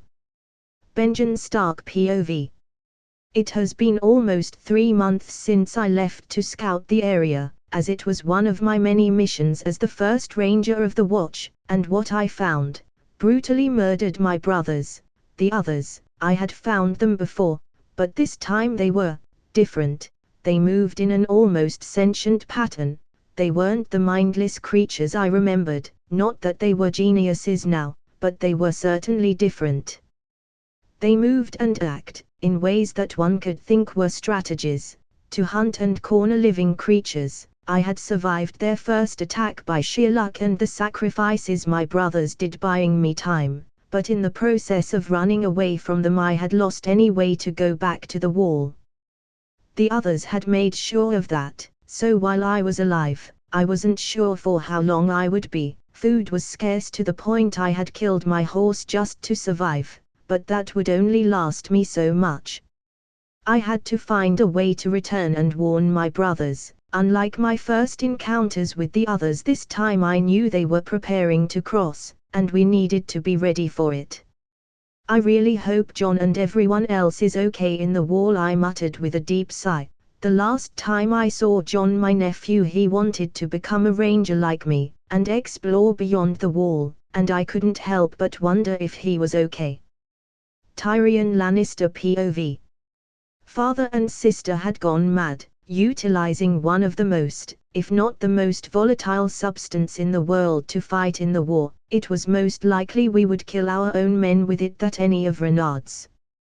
But at the very least Father wanted to weaponize the substance, unlike my dear sister that wanted to make King's Landing a fucking bomb, with the not at all argument of, if we can't have the city, no one can. Was I the only one seeing the fucking red flags? I knew my sister was crazy, but this was beyond Mad King crazy. And worse of all, is that father approved of her idea. I mean, he didn't say it, but everyone knew that if he didn't like something, that something would never come to happen. Which means that he silently approved of her idea. Perhaps it was best for the Seven Kingdoms to have someone like Renard sitting on that rotten thing they call a throne. God knows anything is better than Joffrey. Family or logic, what an awful situation I find myself in. I sighed. Joffrey Baratheon POV. I still didn't have Renard, his dragon bitch and his babies in front of me. This was unacceptable. I was the king, my words were the words of a god. Because I was a god. I was born to rule the world and do with it anything I please, because everyone within this stupid world was my toy. And as the god king I wanted to see that pretender suffering. I wanted to see his face as his dragon bitch wife was being raped by every man in my army. I wanted to see his face as his children suffered the same fate, and just when all his family starts to drown in their own blood and waste, just then he has nothing left to lose, I would take my sweet time ending him, and yet he was still free. Avoiding my divine punishment. I am the king. I am a god. And I want my enemies suffering. I want it. I shouted. Asterisk I need a raise, core, asterisk. Comment. 18 comments. Vote. Chapter 113, Chapter 110. Author note, sorry for the double chapter shit incident. Web novel loves to fuck with me with the delay sometimes, and I was so tired I forgot to catch it. If you want to read up to 18 chaps ahead, go to https://www.patreon.com/cornbringer. I'm currently on chapter 128. You can also join the Discord channel so we can chat and maybe exchange ideas for novels. https://discord.gg/8474423b. King's Landing was just one day ahead, and while the throne was just sitting there, waiting for me, I had to be careful. Tywin had done an amazing job weaponizing the wildfire against me, with catapults ready to throw all he had at me. If I wasn't careful I would lose many able men, a commodity I couldn't afford to lose, considering that I needed every man and woman I could possibly have to fight against the army of the undead. I had yet to hear from the hawk I sent to King's Landing. He was possibly busy with his assignment, which was weird on its own. Considering what I know about the city, he should have the rat or mice I requested right now, but like they say, don't put all your eggs in one basket. With that mentality at hands, I had created a backup plan, with the same objective, of neutralizing the wildfire, and while originally I wanted to destroy it because it was a very unstable substance, I had decided to do otherwise, mostly because it would be a very useful weapon against the others. My plan was simple, capturing the ones with the authority to use the wildfire, the Grand Maester, Cersei Lannister and Tywin Lannister, and just in case, the idiot sitting on my throne, Joffrey Baratheon. They were the only ones that had the authority to use said substance. How to kidnap them was the hard part. I had to infiltrate, or corrupt someone within their ranks, maybe Olenna or Tyrion. They both had their reasons to betray the current regimen. Olenna because she was old but not blind, she probably knew by this point I was going to win, and Tyrion. He hated his family, at least everyone but his brother, though it remains a mystery if any of them will actually ally themselves with me. But it was clear that an idea was at least worth trying, but the real question was, who to send for this mission. We should rest before the battle, Oberyn said, bringing me back to reality. Taking a deep breath, I turned to look at him. Sounds about right, I don't want anyone too tired. I will start setting up the camps, John added from afar. Very well, I nodded, still trying to figure out a way to get within the enemy lines. Not only would the wildfire be useful for me, but neutralizing it would save a lot of my army. And then it hit me, a way to get to Tyrion, whores. All I needed was a few willing whores to chat with Tyrion. Let's see if you really love your disgusting family, Tyrion, or if you have any common sense, I chuckled. Daenerys POV. After some time, I had finally managed to stabilize the cities we had conquered, erasing every single rebel, before it became a problem. And while a part of me wanted to go out and finish what my husband had started, I decided to wait. I just couldn't risk the life of my babies, nothing is worth that.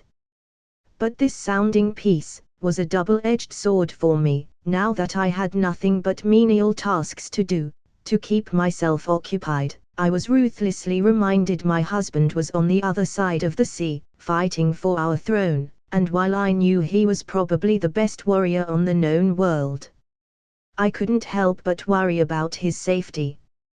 He had Neltarion on his side, he would protect him if anything went wrong. I knew he would. If I was the mother of dragons, he was the father of dragons, and his sons loved him, I knew that.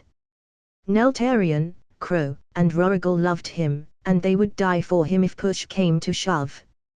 Mama Gerard smiled at me, blowing me some kisses, while his sister took a nap above Crow. Yes, my sweet little bear, Mama is here, I smiled at him, kissing him on the cheek. I never thought loving something so much was possible, until I became a mother. It was as if they became my sole reason to live. I loved them so much that it hurt. Olenna Tyrell POV. It took some time to convince my granddaughter of my plan. She wanted to be queen so bad she almost considered dying. But not all fights are worth fighting for, sometimes it is better to let things go. Now it was just a matter of convincing my son, who was a very, very stupid man, to go with us to Renard's side, which was easier said than done. Every time I spoke with the man, he would ramble about, how could I even think of giving up the chance of Margaery being the queen of the Seven Kingdoms? Morose thoughts, but he would go accept my plan, and I would save this house, regardless of his compliance. I would stop House Tyrell from sinking any lower. After all, his compliance has never been a factor on my plans, but a mother must always try, even if she already knows what their idiotic children will do and choose. A mother must always try. Too bad, I had to drug my own child to save him. Tyrion Lannister POV. Why was I even here? Fighting for a king that will never amount to nothing, well, maybe being even more crazy than the Mad King. Fighting for a family that doesn't and will never love me. Or was I perhaps fighting for Tywin's respect? Either way, I wasn't sure anymore. Why was I even supporting this? I knew the moment this war ended, I would meet my end in a mysterious accident, probably orchestrated by my dear sister, or father, or nephew. Frankly, anybody but Jaime would try and kill me. I had long served my purpose. Perhaps if I helped Renard, he would be lenient with Jaime. There isn't enough wine to deal with this shit, I muttered. Jaime Lannister POV. Was father really capable of defeating Renard? My entire life father had been something I considered unbeatable, a mountain that can't be moved, but this kid was very good, and while I chanted to myself over and over again that we would win no matter what, a little part of me didn't believe a word I was saying. Dragons united Westeros, and Dragons the young bear was commanding. You don't get more prophetical than that around here, a bear that married a dragon, a bear that commands dragons. So perhaps my doubts were not unfounded. I miss you so much, Cersei, I muttered. You will see her in hell soon. From afar I could see Renard coming to my cell. Hell, what a nice place, I suppose, better than here, I shot back. I suppose, but you are probably wrong about something. Renard chucked, taking a seat in front of my cage. On what? I smiled, trying to show him nothing would bring my mood down. Well, on the sins that are bringing you to hell. Renard smirked at me, banging your sister. Nah. I mean gross, but not something I consider you should go to hell for, reproducing with your sister. I mean, maybe. Joffrey is a pretty big sin in itself. Killing the Mad King, aka my father-in-law. That's probably the highlight of your life, to be honest. I actually applaud you for that. No, the real reason you are going to hell is because you never killed the real monsters within the kingdom, just because they were family. How dare he? I did what I could. By what right does the bear judge the lion? By the right of the sword. Renard calmly replied. You pretend to be a hero and yet, you are going to kill children, my nephews. I stopped myself from admitting anything. I will. Renard nodded. Then if you succeed, I'll be waiting for you in hell, after the gods judge your sins. I smiled at him. What are gods? To a non-believer, Renard chuckled as he started to walk away, nor without leaving me with some parting words. Don't think so high of the gods, little cat, they are assholes. Comment. 22 comments. Vote. Chapter 114, Chapter 111. Author note, .uu. Tomorrow I will be posting my next novel, so expect an author note with that. If you want to read up to 20 chaps ahead, go to https://www.patreon.com/cornbringer. I'm currently on chapter 129. You can also join the Discord channel so we can chat and maybe exchange ideas for novels. https://discord.gg/8474223b. Olenna Tyrell POV. Drugging my son was easy. Now it was time to contact the young bear, and avoid House Tyrell downfall. I didn't even like the Lannisters to begin with, I just reluctantly accepted this alliance because Margaery wanted to be a queen. But no crown is worth it if you can use it for more than a week. Perhaps it was a sign from above that she wasn't destined to be a queen. 2 kings she had been betrothed, and both had been destined to die. But she could always aim for her kids to rule the kingdoms one day. After all, Renard had 2 kids, a boy and a girl, both without betrothal. Father is feeling sick, Margaery commented. How long will the drug take to knock him out? A day or 2, I replied. The drug I had given him was very powerful, and would put on a bed for weeks. After that, we will send a raven to the young bear. I see, Margaery sighed, taking her leave. Remember to tell the foolish of your brother to not mess the plan up, I added. Tyrion Lannister POV. I had come to a decision. I was not going to let my family destroy this kingdom just because of their pride, because of that idiotic nature of, if I don't have it, no one will. It was utterly pathetic and cruel to sentence thousands to death just because they felt they couldn't win. Maybe there was a chance for a family to win. Father was a pretty resourceful man, but it was the chance of defeat that frightened me. Because my family had decided to destroy everything just so Renard didn't rule it. I couldn't in good conscience allow this. It was inhuman to stand by and watch innocent people suffer because they couldn't fathom the possibility of defeat. Besides, there were only 3 people I wanted to save, Myrcella, Tommen and Jaime. The rest of my family was despicable to say the least, and if I helped Renard, perhaps he would allow them to live. Bronn, I have a mission for you. Well, for both of us, I said, turning my gaze into my sellsword bodyguard. And what is that mission? Bronn replied with his trademark wolfish smile. I need you to help me kidnap my youngest nephew and niece, so we can go and talk with Renard, I answered, making Bronn spit out all of his wine. Oh yeah, and escaping King's Landing with them, that too. You must want me death. Bronn chuckled, I won't do it, pal, I like living. Time to use Bronn's one and true weakness, gold. Renard is the richest man alive, he owns the Iron Bank, he will pay you handsomely, very handsomely if you do it. Bronn stopped for a second, pondering over that. How handsomely are we talking about? Small lord handsomely?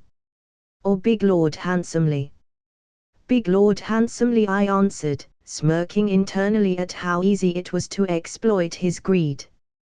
Well, I suppose life is too short to not take any risks, Bronn smirked. I'll do it, but he better pays me, or I'll kill you, little guy. Don't worry, he will, I nodded, hoping that was the case. Then let's get to it already, we have some royal kids to kidnap, and I have a fortune to get, Bronn smiled. Renard Mormont POV. I was a day ahead of the border of King's Landing, but instead of rushing to attack, I had decided to wait, letting my men rest in the meantime, while I waited for my infiltration plans to work. But by what my ravens had informed me, I might not even have to do that. Both Tyrion and Olenna were betraying Tywin, therefore betraying Joffrey and Cersei. In the end, things were playing out wonderfully for me, and I didn't even have to do anything, but wait for the card castle to fall. The bases are ready, and the men are rested in case you want to start moving, Your Grace, Jon informed me. Not at the moment, I replied with a smile, I still have to wait for some allies to come. Jon looked at me with befuddlement, but didn't dare to ask, As you wish, Your Grace. Soon the 7 kingdoms would be mine, and I would have all the peace of mind I needed to prepare for the long night. Melisandre POV. I had finally managed to accomplish what my sweet prince had requested of me, creating steel that would work against the others. It took me some time, that was filled with a lot of try and error, but I finally had it. My result was no Valyrian steel, in fact it was the same as normal steel, but blessed by the god of light to work against the others, meaning my light, my sweet and pure light. My prince had more weapons to fight the others. I had completed his task, just like I had promised, but I couldn't stop here. I needed to make sure he was more than happy, I needed to make sure he would think of me and indispensable, and that is why I decided to create more items alongside the blacksmiths, blessed armors, blessed arrows, anything that could help my master win. I will show you, master, what a loyal servant is capable of. Cersei Lannister POV. Victory. Defeat. Nothing really mattered anymore. If we didn't win, Renard would lose. If we won, Renard would lose. No matter what, that bastard would meet his end, one way or another. That much I was sure of, or should I say that much I would make sure of. Westeros was mine to rule, and if I couldn't rule, then it would burn. I would not step down my rightful place without taking everyone with me. I hope you are ready, young bear, I hope you are ready to hear me roar. The males in the pride lead, but the females hunt, and the bear had yet to fight a lioness protecting her territory, and he would see soon enough why lioness are feared. Neltarion Mormont Ravnicus. Father was close to get the piece of land of this side of the sea, and yet he looked like it was only the beginning. The others, like he calls them, seemed to be the enemy, clouding his mind with worry. But I wasn't worried. My father was an unbeaten beast, whose fire burned the brightest in battle. I could feel the fire within him, growing stronger every single day. That fire would burn his enemies, I was sure of it. Father has never disappointed us, he has always come on top, no matter how hard the challenge was, he always proved to be superior, better, stronger, and this time it would not be the exception, and if the rare case of him not being enough came to happen, we his dragon sons would fight by his side to the very end. against all odds the four of us together would be more than enough to destroy anything that gets in our way. I will protect our family, father, don't worry, you don't have to carry this weight all alone. Comment. 26 comments. Vote. Chapter 115, Chapter 112. Author note, .uu. If you want to read up to 20 chaps ahead, go to https://www.patreon.com/cornbringer. I'm currently on chapter 132. You can also join the Discord channel so we can chat and maybe exchange ideas for novels. https://discord.gg/8474423b. Tyrion Lannister POV. We had one chance to escape with Tommen and Myrcella, out of King's Landing. Cersei was mostly with Joffrey all the time, meaning we have a big window of time to put the kids to sleep and escape the city, but we had to do it fast. If by any chance Cersei suspected of my plan, hell would rain on me, quite literally, so I had to act fast. I had two options, each one was more risky than the other, one escaping during the day, acting completely normal as to not raise suspicions, or during the night. During the night the security was considerably tighter, with any movement being reported the very next day, or if the situation called for the same day to a superior officer, that would inevitably lead to father knowing. During the day this was way more less restricted because merchants would come and go, but during the day they would probably see the kid, if they were through enough, or in the worst case scenario Cersei would notice, something that was less likely during the night. I say we do it during the day, Bronn yawned, just act like everything is fine, and nothing will happen.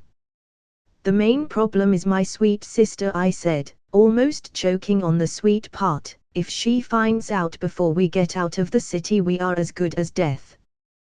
But during the night the guards have direct orders from your daddy to stop anyone getting out, even you little man, Bronn stated, with an oddly serious look on his face. Our best chance is doing our suicide mission during the day. All we have to do is knock the brats out cold, and if luck is in our side, we will live long enough for me to be rich and for you to do whatever you want to do.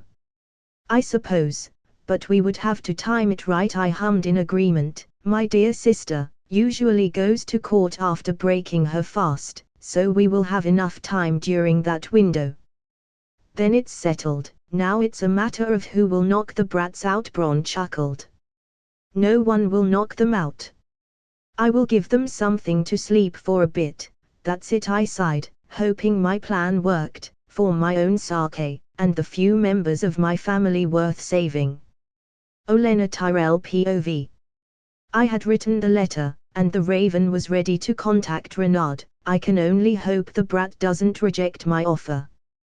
To the most excellent Lord Renard Mormont, by the grace of the Seven, the rightful King of the Seven Kingdoms, we can only hope to be faithful subjects of your grace, wishing to observe your reign, following it with fidelity, wishing you health. We must say we have been misinformed and misdirected by the usurpers on sitting on your throne. We were blind, but now we are not.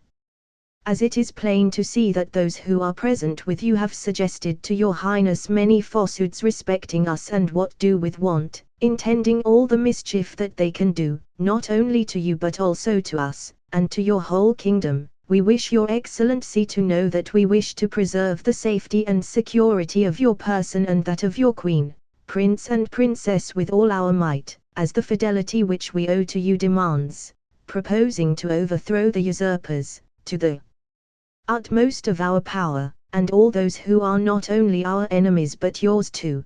That includes the foes that lie within the whole of your kingdom, and if any other statement saying we are not loyal to you is said, do not believe it, for we shall always be found to be your faithful subjects. Olenna Tyrell, of House Tyrell, and Margaery Tyrell of House Tyrell, offer ourselves to serve and obey.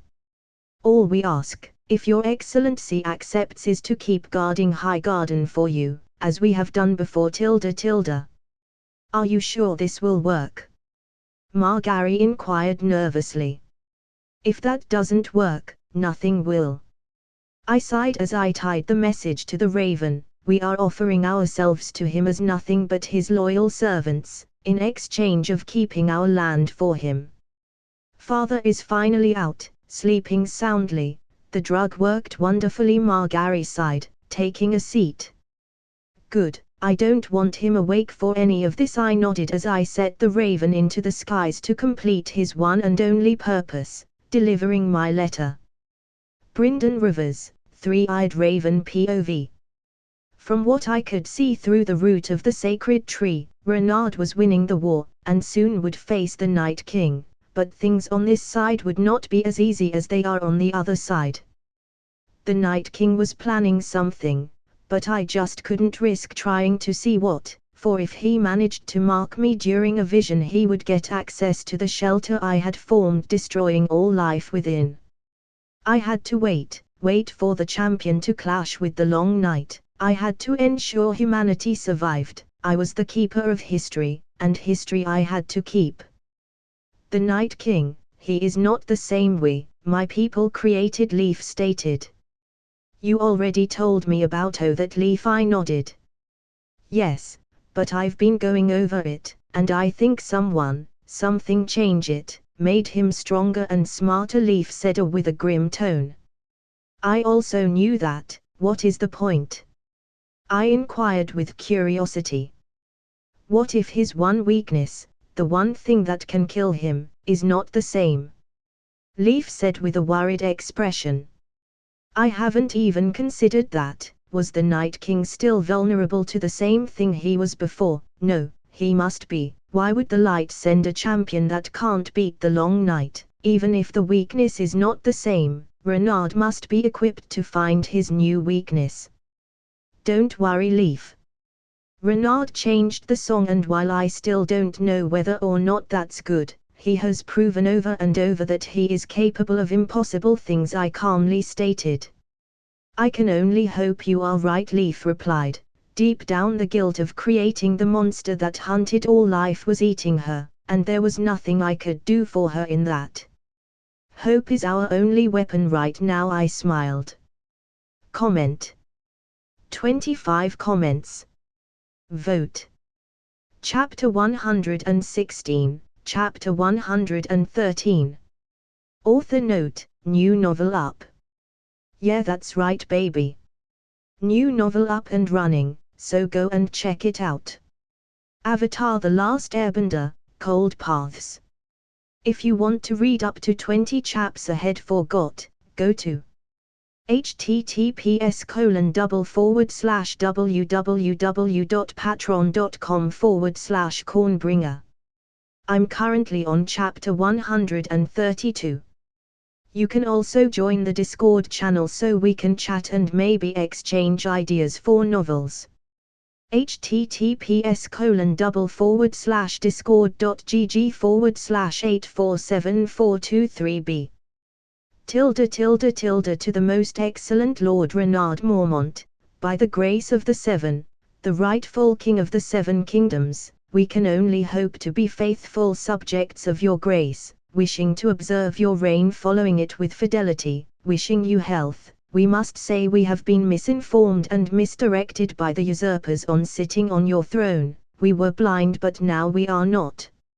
As it is plain to see that those who are present with you have suggested to your highness many falsehoods respecting us and what do with want, intending all the mischief that they can do, not only to you but also to us, and to your whole kingdom. We wish your excellency to know that we wish to preserve the safety and security of your person and that of your queen, prince and princess with all our might, as the fidelity which we owe to you demands, proposing to overthrow the usurpers, to the utmost of our power, and all those who are not only our enemies but yours too.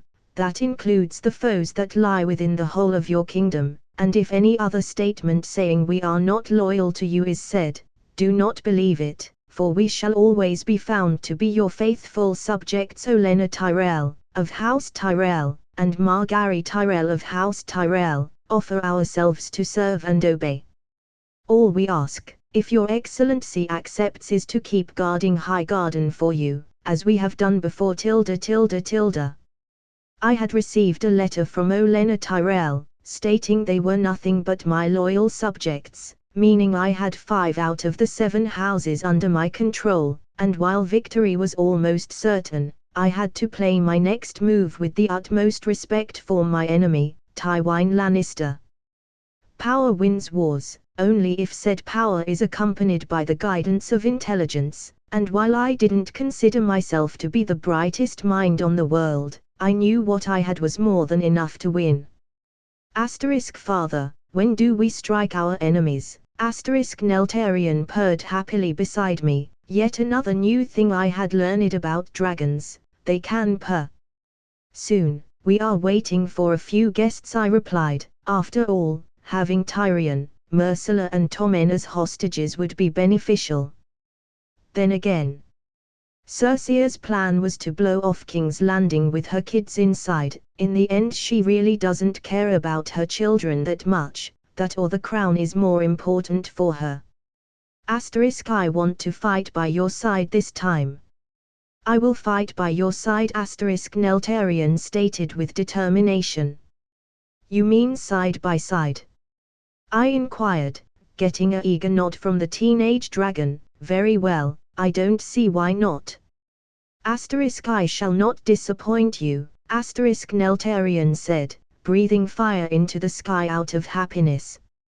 Seeing his torrent of fire form, made the words the witch shared with me resonate deep within my soul. Each fire it's different, each being channels their inner fire in their own unique way. Neltarion, how do you do that? You know breathing fire. Neltarion looked at me, puzzled at my question. I could see in his eyes he was trying to put words to the feeling, words to answer my question. For me is letting go, letting my emotions fly. I picture what I want to do with a burning desire and the fire just comes. It's all about the feelings, I guess. Feelings and faith, the fuels I had found to ignite the fire within, and knowing myself like I do, faith was not an option for me. Besides, I had originally tapped into that power before when I had gotten angry at my situation. I just have to somehow recreate that to the point I don't need anger to do it. I see feelings it is. I can feel the fire within you, it's burning brightly, but you can't control it. Neltarion added. Maybe we can practice together. That would be great, father and son time, and besides fire will surely be a game changer when we face the others. I need to control it, I smiled. Ha. I can wait for Rorgal and Crow to hear how I taught our father how to breathe fire. They will be so jealous. Neltarion chuckled with an evil overtone. Ha ha, sibling rivalry. It seems that curse doesn't skip species, I laughed. So what does that letter say anyway? Neltarion asked. The Tyrells pledge themselves to me, and it's time to write them. I smiled as I wrote back to the Tyrells my letter. Lady Olenna Tyrell and Lady Margaery Tyrell, I appreciate you two have reached out to me, and while I cherish the gesture, I consider actions speak louder than words. If your loyalty you wish to prove, you must help me when the time comes, only then I will know for sure you are true to your words. So if your king I command you to find a way to stop the wildfire the usurpers as you call them have in my city. Looking forward to see how loyal House Tyrell is to my cause. King Renard Mormont, first of his name, Chainbreaker, father of dragons. With the letter done, I sent one of my ravens to deliver this message. Now all I have to do is wait. Tyrion Lannister POV.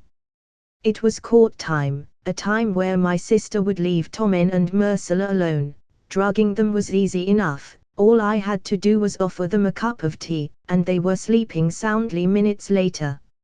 Now the hard part came, getting them out without anyone seeing us. So far it had been easy to get out of the castle, but the real challenge was getting out of the city. We have to move fast, but not too fast as to not raise suspicions. We are fine, Bronn said. Not a very familiar voice made me curse my plan for not being well planned. The hound had discovered us. Well, that was fast, Bronn commented, taking out his blade. Put that toothpick in your ass, the hound growled. I want in. Elaborate. I inquired. The crazy bitch of your sister wants to blow this shitty kingdom on fire if they lose to Renard, who also happens to have a fire-fucking breathing dragon. I'm out of this fucking war, the hound answered with a stern look, so I want in, and then out. I'll get some gold. I thought you were a knight. Brune smirked. What about your Zero-Aths? Or your king? Fuck the queen. Fuck being a knight. Fuck my oaths. Fuck the kingdom, and most of all, fuck the king. The hound growled. That's more than enough for me, I shrugged. We don't have time to chit-chat. Let's get the hell out here, before we all end burning courtesy of my sister. Agree, Bronn nodded. The hound nodded. Very well, let's go. It seems more and more people are betraying my family. What an amusing and interesting turn of events. Comment. 42 comments. Vote. Chapter 117, Chapter 114. Author note. Hello my beautiful readers, I have some news. Yay! Doing a mass release today on Patreon. I wrote several chaps to each of my novels in Patreon. Chaps 115 to 144 got. Chaps 2 to 10 for the Avatar novel. Chaps 1 to 10 the Dragon Ball 1. And a few for the Gamer 1. In case anyone wants to join and catch those chaps later today, don't hesitate to go to https://www.patreon.com/cornbringer. I will be releasing them during the course of the day. Enjoy. Next day, surprisingly for me, Tyrion arrived in the morning accompanied by the hound, Bronn, Myrcella and Tommen. And if I was being completely honest, I didn't expect him to actually succeed escaping King's Landing. Cersei was known for being a bit overprotective of her children, and with knowing that much about her, I expected Tyrion to be captured as soon as he tried to escape. But I'm glad he wasn't. He was probably one of the few people in King's Landing I would regret killing by accident or on purpose. So here I was waiting for him to talk about his alliances. Your Grace, Tyrion greeted as he entered my war tent where Ned and Jon were sitting and watching as the little man entered accompanied by his sellsword Bronn, and his recently added companion the Hound, all of them being escorted by Oberyn himself. Tyrion Lannister, I acknowledged, it was a bold move of yours to come to your enemy's camp, with hostages. If you could elaborate why. I don't support what my family is doing. It's beyond inhuman, planning to burn an entire city just because they refuse to accept the possibility of losing. I just can't accept that. Tyrion said with conviction, I don't want to be a part of that. Fair enough, I nodded, but what do you pretend by all this? I mean, you could have escaped to any other place, and believe me, I wouldn't have followed you. After all, I have way more important things to do and take care of, so why me? What do you really want? Tyrion eyed me for a second. I want many things, Your Highness, but from want to a have there is a big bridge. That's true, I chuckled. But the most important thing I want right now is your forgiveness. I want, if your grace allows it, for your grace to pardon Tommen Baratheon, Myrcella Baratheon and my brother Jaime Lannister, Tyrion said with an almost begging tone. I eyed Oberyn, who said nothing, nor show any sign of anger, as I proceeded to answer, I don't have any problems with forgiving the kids, because I don't have anything to forgive, but your brother is a different matter. I understand your grace, but... Tyrion tried to say, but I stopped him. Your brother, while not entirely a bad person, loves your sister, and will stop at anything to avenge her. I stated, and even if he didn't want to avenge her future imminent death, he has ignored his oaths as a knight, prioritizing Cersei's cunt over anything, hurting innocents just to please the monster you two share for a sister. Well, it hasn't been confirmed. Tyrion tried to defend his brother from his incestuous fame. Please, don't, a blind man can see those kids are 100% Lannister. I deadpanned. They do. Ned nodded. Yeah, Oberyn nodded. Besides, why would you want to save Jaime, after all he did to Tisha? It was time to break Tyrion's love for his brother. How do you know about Tisha? Tyrion asked with hesitation. All I know is that she was an orphan, that you and your brother saved her, and that you married her, I stated. She was a whore. Tyrion lamented. No, I smiled. Your father was furious that a common woman dared to marry a Lannister, and with the help of your brother they captured her and had her raped by every man in your household. That's... Tyrion tried to articulate some words, but he simply couldn't. Your brother could have let her escape, or let you know, but he decided to obey Daddy, capturing your wife and torturing her, I stated. He didn't fuck her, but he didn't do anything to stop her suffering. He wouldn't, that has to be a lie. Tyrion said, shaking. You can ask him. I offered, and see for yourself how much of a monster he is. I want to, Tyrion said with resolve. Very well, I nodded as I signaled one of my men to take him to Jaime's. Go and see for yourself how much of a monster your lovely brother really is. Tyrion Lannister POV. Renard's words echoed in my head. Did Jaime really do that? It made some sense now that I think about it. But he was my brother, the one member of my family that I thought loved me. He wouldn't do that. It couldn't be. He would never do that. Here he is, the soldier that Renard had ordered to escort me to, Jaime said, pointing to a cage on the back. Jaime, I said with a cold tone, colder than I had intended to. Brother, don't tell me we already lost. Jaime inquired with his trademark confident smirk. No, not yet anyways. I answered. Then what are you doing here? Jaime inquired. I have a question. The words, what I wanted to ask was, a lot of weight for me. It was hard to even think about it. A question. Jaime tilted his head in confusion. Sure. What, Tisha really a whore? I asked with anger in my voice. The more I thought about it, the more it made sense, but there was still a chance Renard got in my head and played with me, a chance for my brother to be innocent. No, Jaime answered, and my world shattered. That was the only way to explain it. Suddenly all my life made sense. Jaime has always been somewhat good with me. But after Tisha he had been treating me better. I thought at one point he loved me, I was his brother. But all he felt was pity, guilt for what he did. Everything made sense now.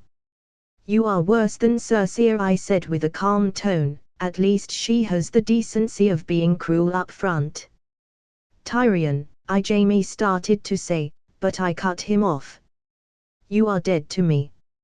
I don't have a brother, I don't have a sister, I don't have a father, I practically hissed at him. Bye, and enjoy rotting in that cell.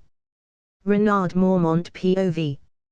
I had probably destroyed a sibling relationship with what I had said, but I didn't feel bad at all. What Jaime did had not forgiveness, and it was time for him to be judged by his little brother.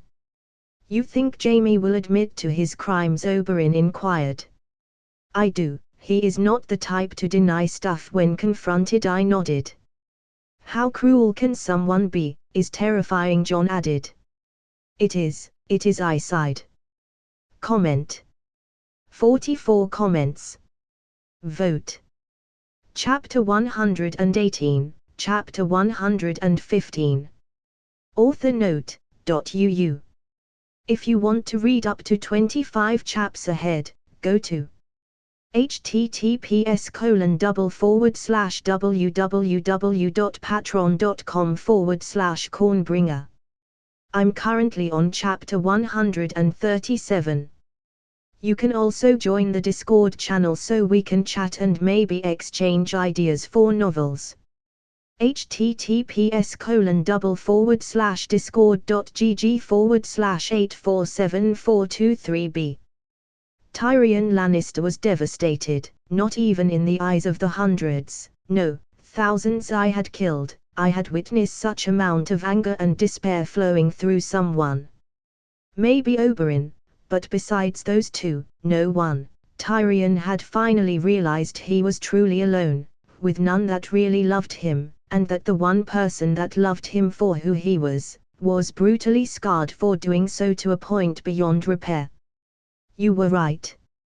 Tyrion smiled, anger, sorrow, and a bunch of other emotions shining through his fake smile. So do you still want to save him? I inquired, curious as to what he was going to say. I mean, I knew he was going to say no, but I wanted to know how. No, why would I? Tyrion laughed. All I was for him was a pity case. He never loved me. I never had a brother, just an enemy living with me. I nodded. Well, with that settled, I must give my terms. Tyrion looked at me, and sighed. All I want now is to save my niece and nephew. I can grant you that wish, but you must know, your house will be broken. I won't let the Lannisters survive after this. You three may live. But the Lannister name will be erased, I stated, with a tone they left no room for debate. As you wish, Tyrion nodded. Sorry to interrupt, but little ex-lion here offered me a lot of gold.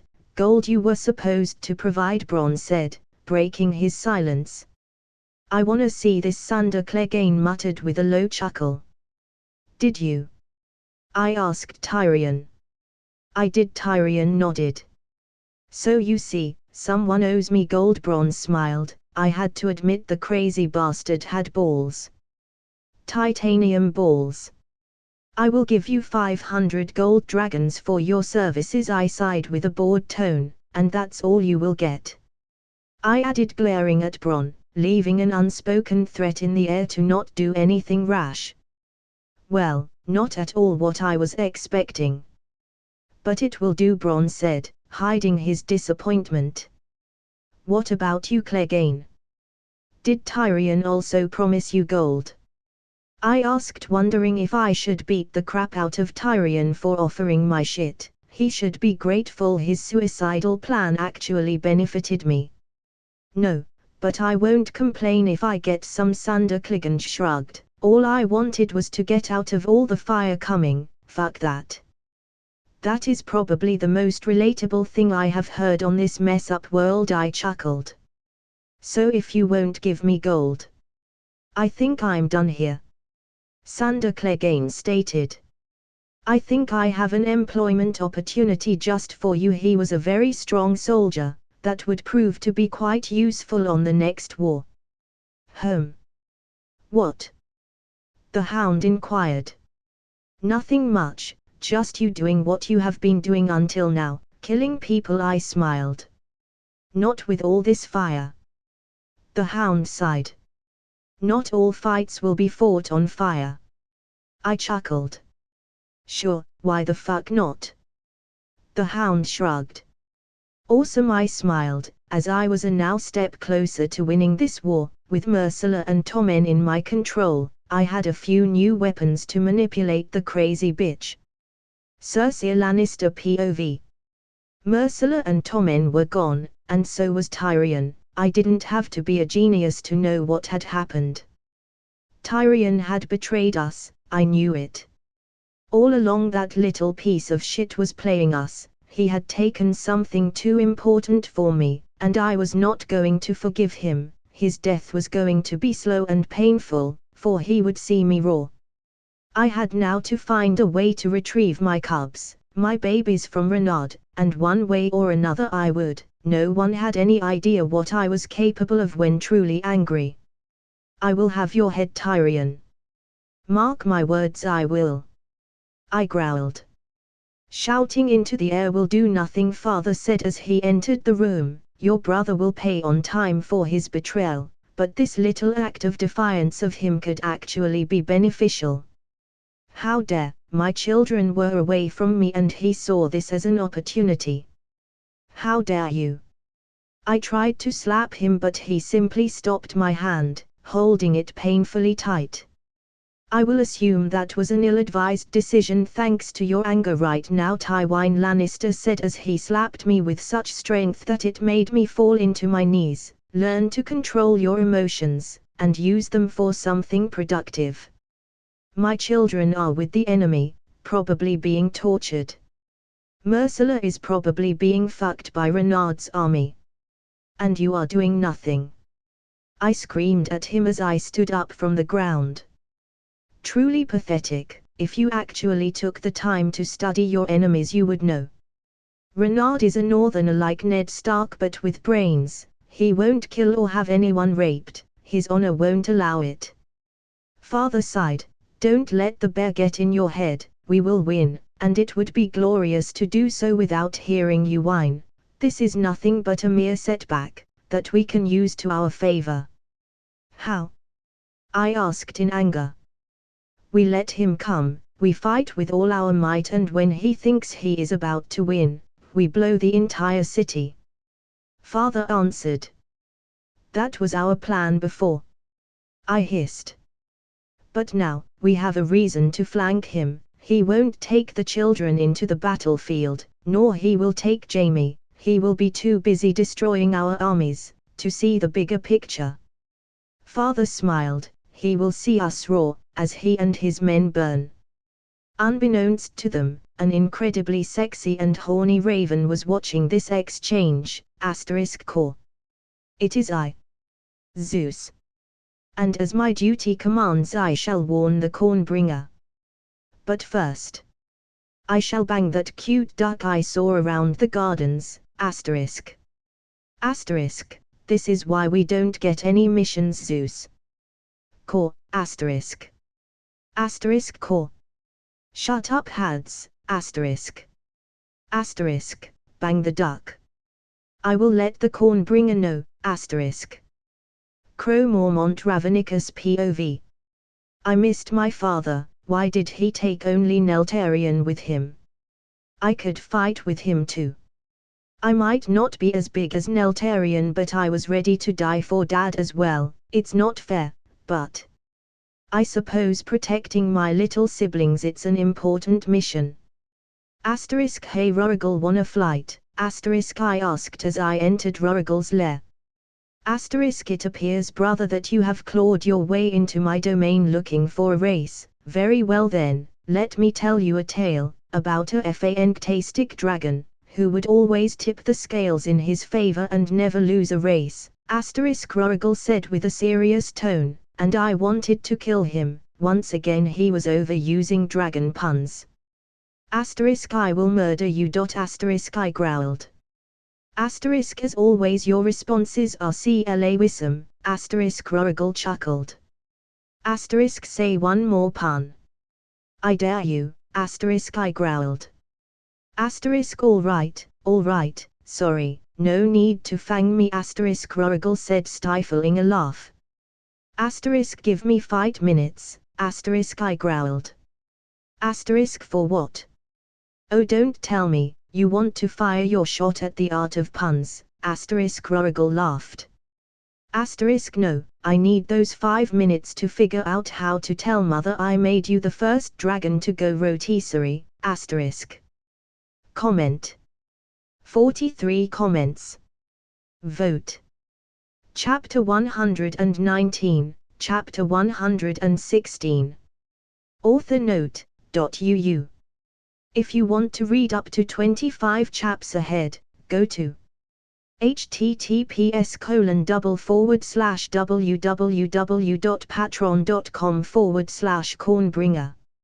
I'm currently on chapter 133. You can also join the Discord channel so we can chat and maybe exchange ideas for novels. https://discord.gg/8474423b. The hawk I had sent to retrieve a rat came back empty-handed, and I suppose it's not entirely his fault. I was usually the one that used to engage with the animals first, but it didn't matter. I still had some choices left to take care of the wildfire. The Tyrells were my plan B. If they wanted to prove their loyalty and keep their house, they would have to help me from within. I had sent them with that idea another letter explaining in detail what I wanted them to do, attacking King's Landing from the inside out, destroying their only weapon against me, as I took control of it.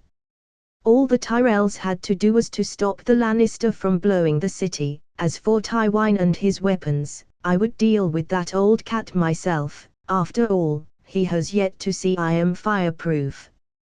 We are ready, Jon informed me. Very well, for now, we have to wait and see if the flowers are really in our side, or if we have to cut them from our garden. This was the test that would mark if the Tyrell survived or not, and I was curious to see if they would really go through with it. Garden, flowers, you sure love making puns, Oberyn chuckled. I suppose I shrugged. Do we have another plan, if the Tyrells betray us? Ned Stark asked. That is a very, very good question, Oberyn said, looking at me. Well, if the flowers betray us, or fail, I'm sad to say, King's Landing will cease to exist. I sighed. I really had nothing to fight for in that city. I already had control over the 80% of Westeros. Getting King's Landing was more of an achievement than anything else. I would actually gain nothing from it, besides some momentary glory. The people, we can't abandon them, Ned Stark said, and I could see on his eyes he was shocked by my answer. I would prefer not to, but the Lannister played their hand, forcing me into a defensive position. I sighed. You can't save everyone. That statement is especially true in times of war, Oberyn said with an emotionless tone, agreeing with me. You and I should know that more than anyone else, Lord Stark. We both lost a sister during the last war. Oberyn finished, looking directly at Lord Stark. I know. But we must keep trying. Ned Stark said, showing that like always his honorable side was both his greatest strength and weakness. I'll be honest with you, Lord Stark. If I didn't have to fight a bunch of undead creatures that share a singular purpose, that is to end life as we know it, I would try, but I don't have the luxury of playing the long game with the others coming. In other circumstances, I would just let them die out. Food would eventually run out, and one by one they would die. But unfortunately for me and the people inside the city, I had the entire Walking Dead cast waiting for me. Humanity. At a whole, it's more important than a city. Jon agreed, to both my and Ned's surprise, but that doesn't mean we won't try to save the city, right? Yes. I mean, I will certainly try, but if I have to pick, I will let the city burn, while I fight Umbrella. I sighed. Umbrella? Oberyn inquired. It's an inside joke, I chuckled. The pain of a few, for the safety of the many. Ned Stark sighed, knowing very well I was right. I know it's for the best, but I just can't like the idea. That's why I'm the king. I smiled. I make the hard choices for all of you, and many will hate me for it, but it's my job. Ned Stark nodded, with a faint smile perking on his face, a position I don't envy. Part of the job, I chuckled. Olenna Tyrell POV. Renard had offered us a deal, one that had many risks, but if we played our cards right would save our house, and all we had to do was finding and neutralizing the wildfire within King's Landing, a task that even without us allying with Renaud, helped us. Because, I was pretty sure, the Lannisters never mentioned they wanted to explode the city. I certainly didn't want to explode, so even without Renaud, it was pretty important for House Tyrell to stop that from ever happening. I gave father his drug tea, Margaery said as she entered the room. Good. I nodded. Any idea where to look for the wildfire? Margaery inquired as she took a seat across me. Some. I nodded. I'm pretty sure the wildfire is under the city. If I remember correctly, the city had or still has some tunnels that the Targaryens used to use, and if I had to take a guess, the wildfire was there. A very clever spot for it. Margaery sighed. With so many tunnels we will have a hard time finding it all.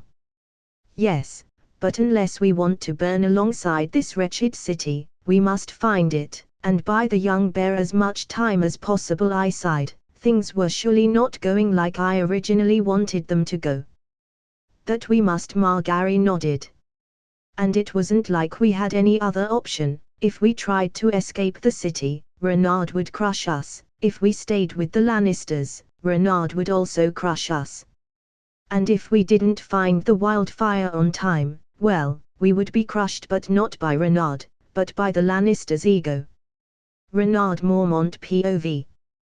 Today was, as they say, the calm before the storm, the peace before the war. Soon I was going to strike the Lannisters with all my might, either taking the city, or setting it on fire. But today, it was time to relax, and maybe try to understand how my fire works, and the beast teacher available right now was my son. Neltarion, who I was going to see right now. Hey Nelt, what are you doing? I stopped mid-sentence, because for some reason Neltarion was trying out jewelry. Oh hey dad. I'm trying to find something new to add to my hoard. Neltarion hissed proudly. Your hoard? I had to be honest. I didn't, not in a million years, expect this, though in retrospective it was pretty obvious. Yes. So far I have. The first armor you threw away, the scarf you gave me a few months back, one of Mom's gold collars and some corn, but that one usually goes bad. Still trying to figure out how to avoid that, Neltarion said, showing me every single item. Wow, that armor sure is old, I chuckled. And now it's mine, Neltarion said excited. Anyway, what can I do for you, Fire breathing classes, I smirked. Yes. I mean, sure. Neltarion was apparently overly excited to teach me. Awesome, I chuckled. Comment. 22 comments. Vote. Chapter 120, Chapter 117. Author note, .uu. If you want to read up to 25 chaps ahead, go to https://www.patreon.com/cornbringer. I'm currently on chapter 140. You can also join the Discord channel so we can chat and maybe exchange ideas for novels. https://discord.gg/8474223b.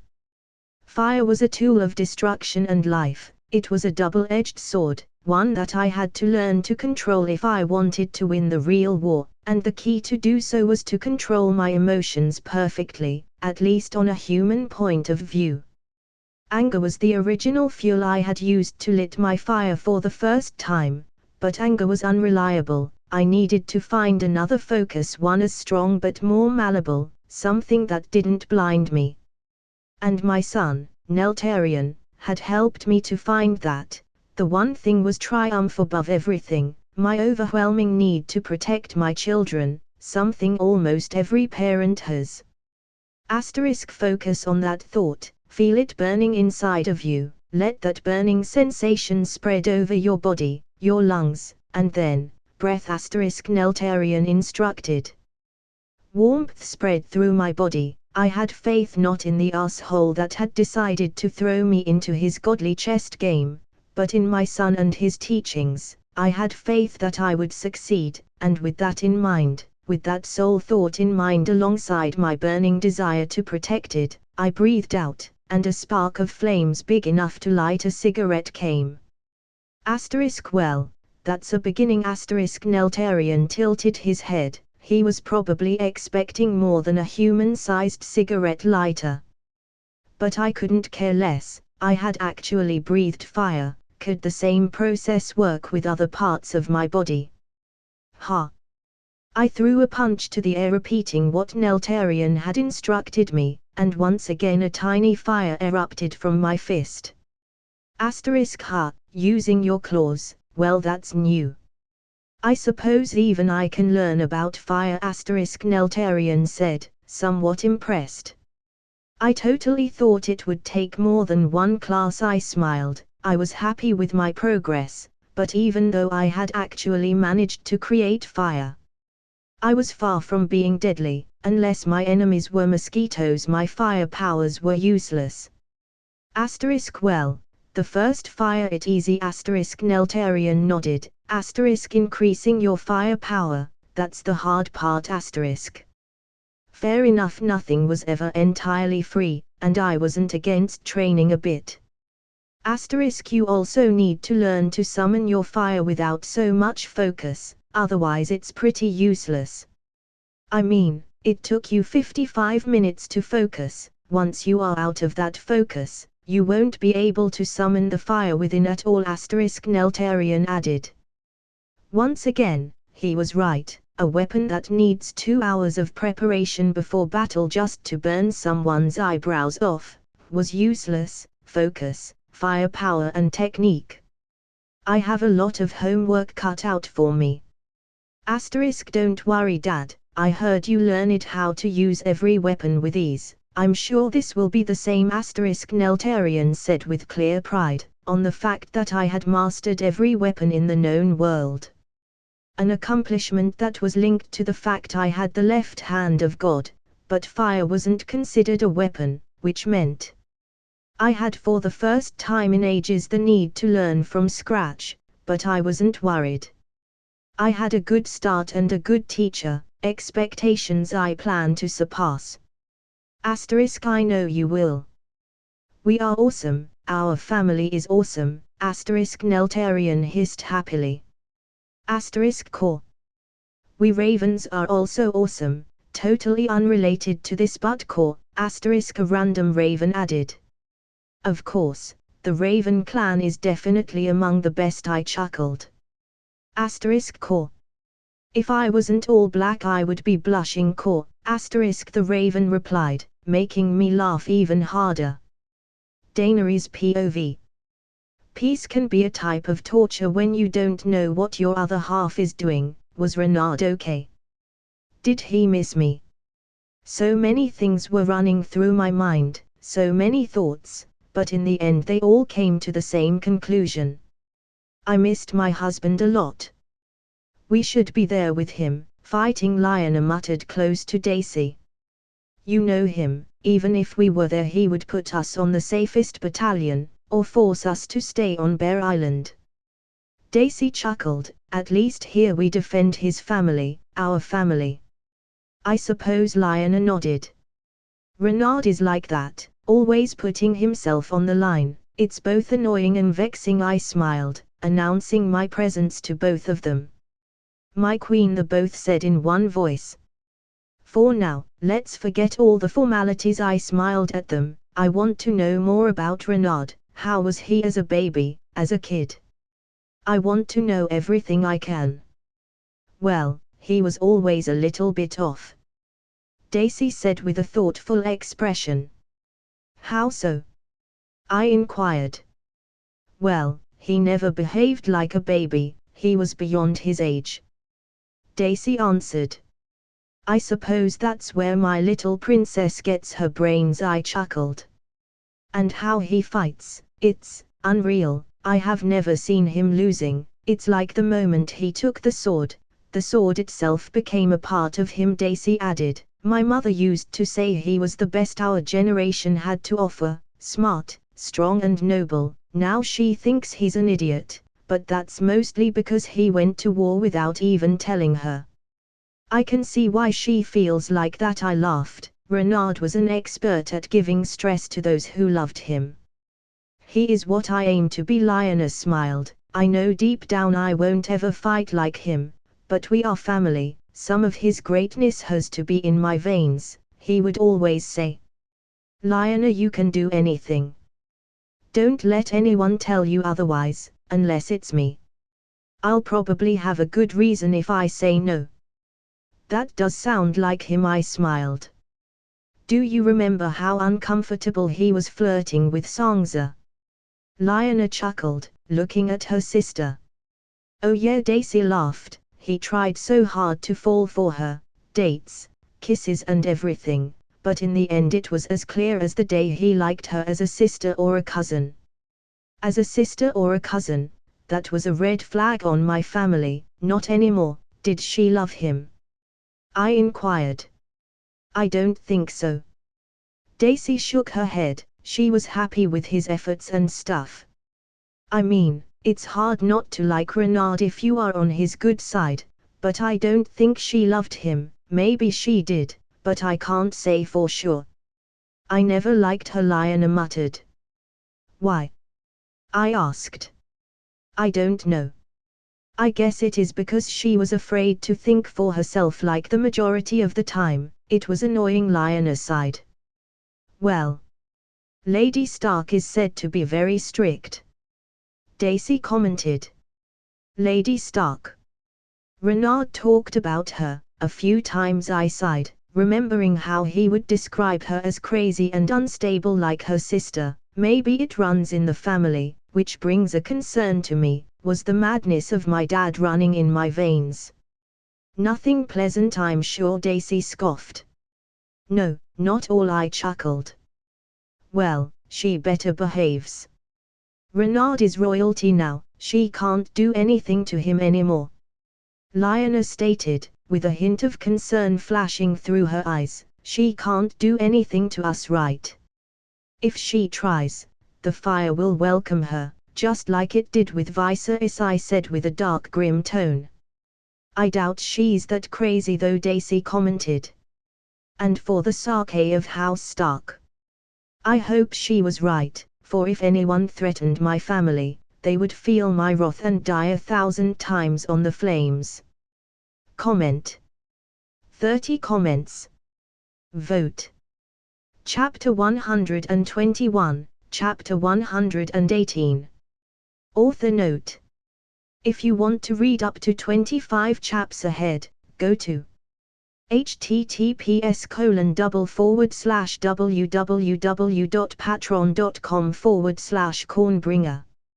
I'm currently on chapter 141. You can also join the Discord channel so we can chat and maybe exchange ideas for novels.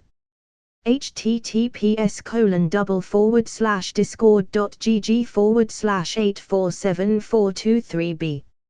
I gave the Tyrells a few days to locate all the wildfire under the city, while I trained with Neltarion, little by little increasing my firepower, quite literally. I still was a long way from being useful in battle, but I was getting there. I didn't have to meditate like I did before, meaning I could summon fire whenever I wanted, which was an amazing improvement, meaning all I had to do now was focusing on increasing the amount of fire I was able to summon and expel. But regardless of that, I was happy with the development. It was a very enjoyable activity with Neltarion to do, who also enjoyed teaching me. Though learning how to control my fire-bending powers had its downs. For one, every raven was eagerly waiting for me to control them, for they wanted me to make them the delicious plate of food I talked about before, popcorn. Asterisk my core. Liege, asterisk a raven flew into my shoulder, asterisk the Tyrells seemed to have located all the wildfire within the city, they sent a letter stating they are waiting for your command *. Well, that was fast. Without my help I expected them to take more time. Very well, I had now to send a letter with very detailed steps of what I wanted. If everything played out right, I would end this war, with the lowest amount of casualties possible. With the scroll the Tyrells had sent in hands, I gathered my war council to discuss how we would approach the situation. I say we use Jaime as a diversion, his dear old dad won't resist, Oberyn offered. A good idea, but not really efficient, I sighed. Using Jaime as a pawn would indeed give me results, but those results would at much be minimal. Then again, I could make a show out of his dead, for all the Lannister men to see, but while effective that idea had a problem, it would by honor standards dishonor me. We could execute him before battle, sending his head to King's Landing. That should be enough to destabilize their game, making them suffer for a bit, at least buying us enough time to enact our plan, Jon commented, leaving everyone in the room, shocked. I mean, if you want your grace. Holy crap. Jon, that was dark, and I love it, I had to admit. His idea was very efficient, and would send a message, that while untrue would shake the queen, Jaime's head would make her believe I also killed her kids. That has to be the dragon in you. There is no way a wolf can come up with that, Oberyn chuckled.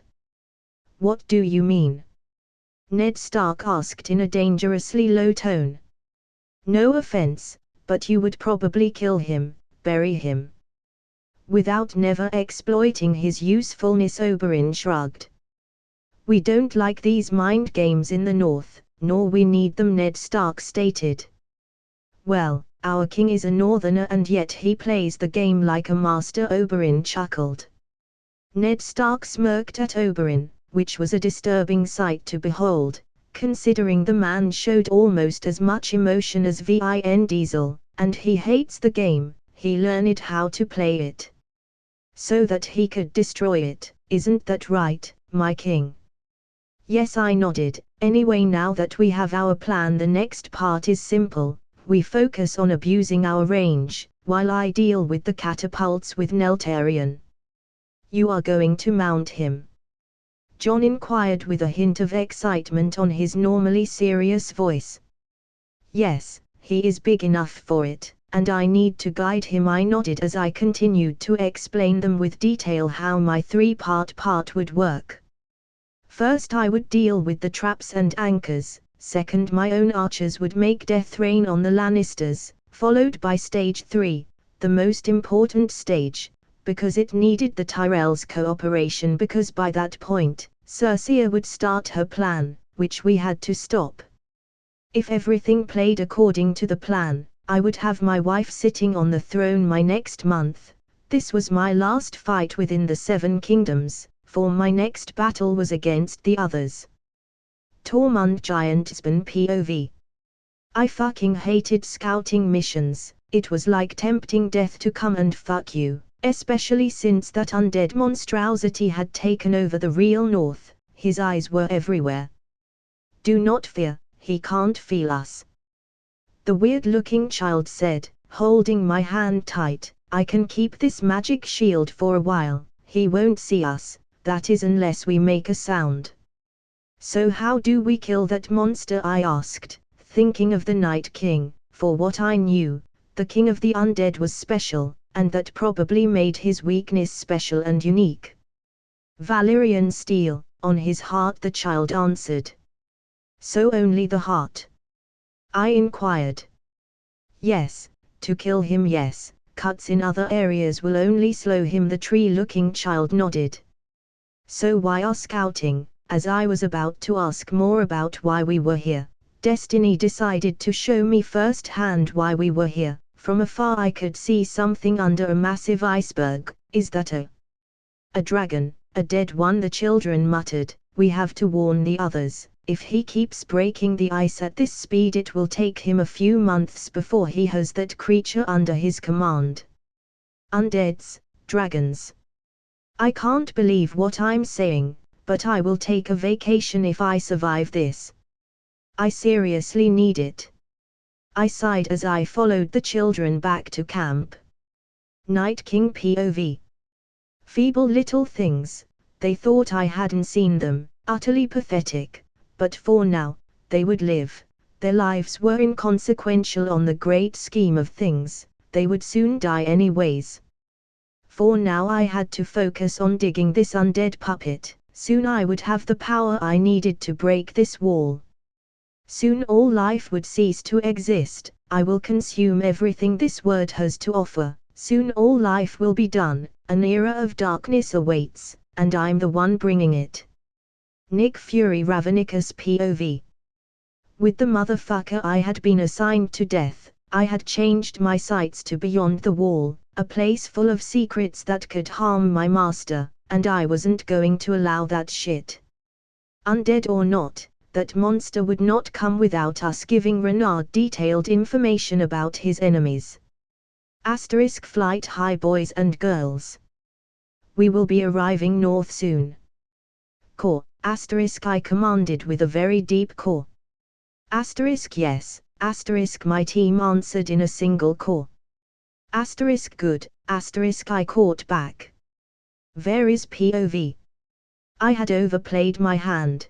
The current queen wanted to blow up the realm, and I had yet to talk with Jon. He needed to know he had a better claim than Renard and Daenerys.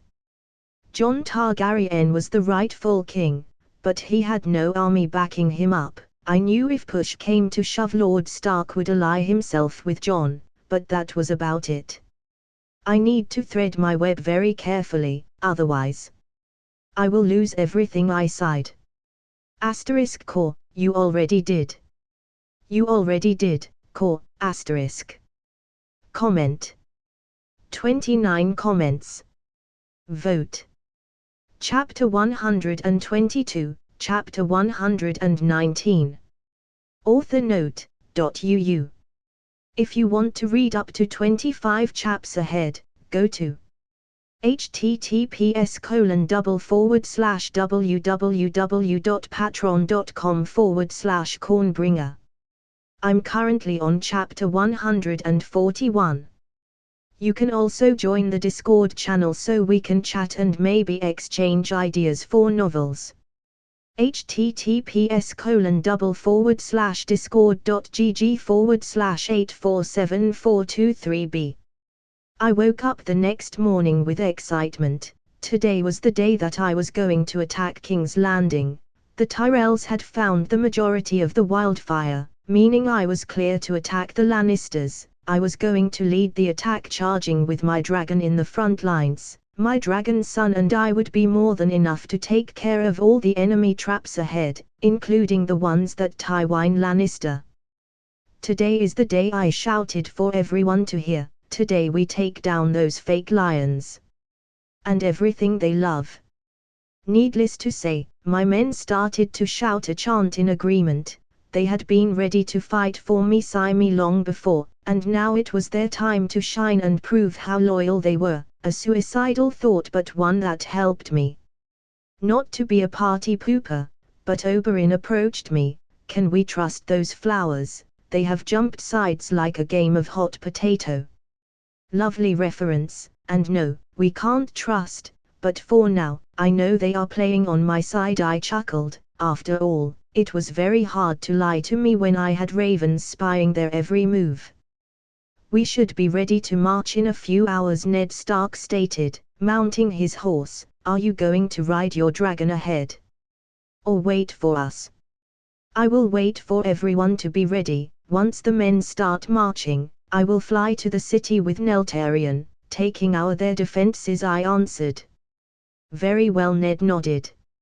Leave some Tywin for me if you happen to burn him, Oberyn added with a smirk. I chuckled. I will try.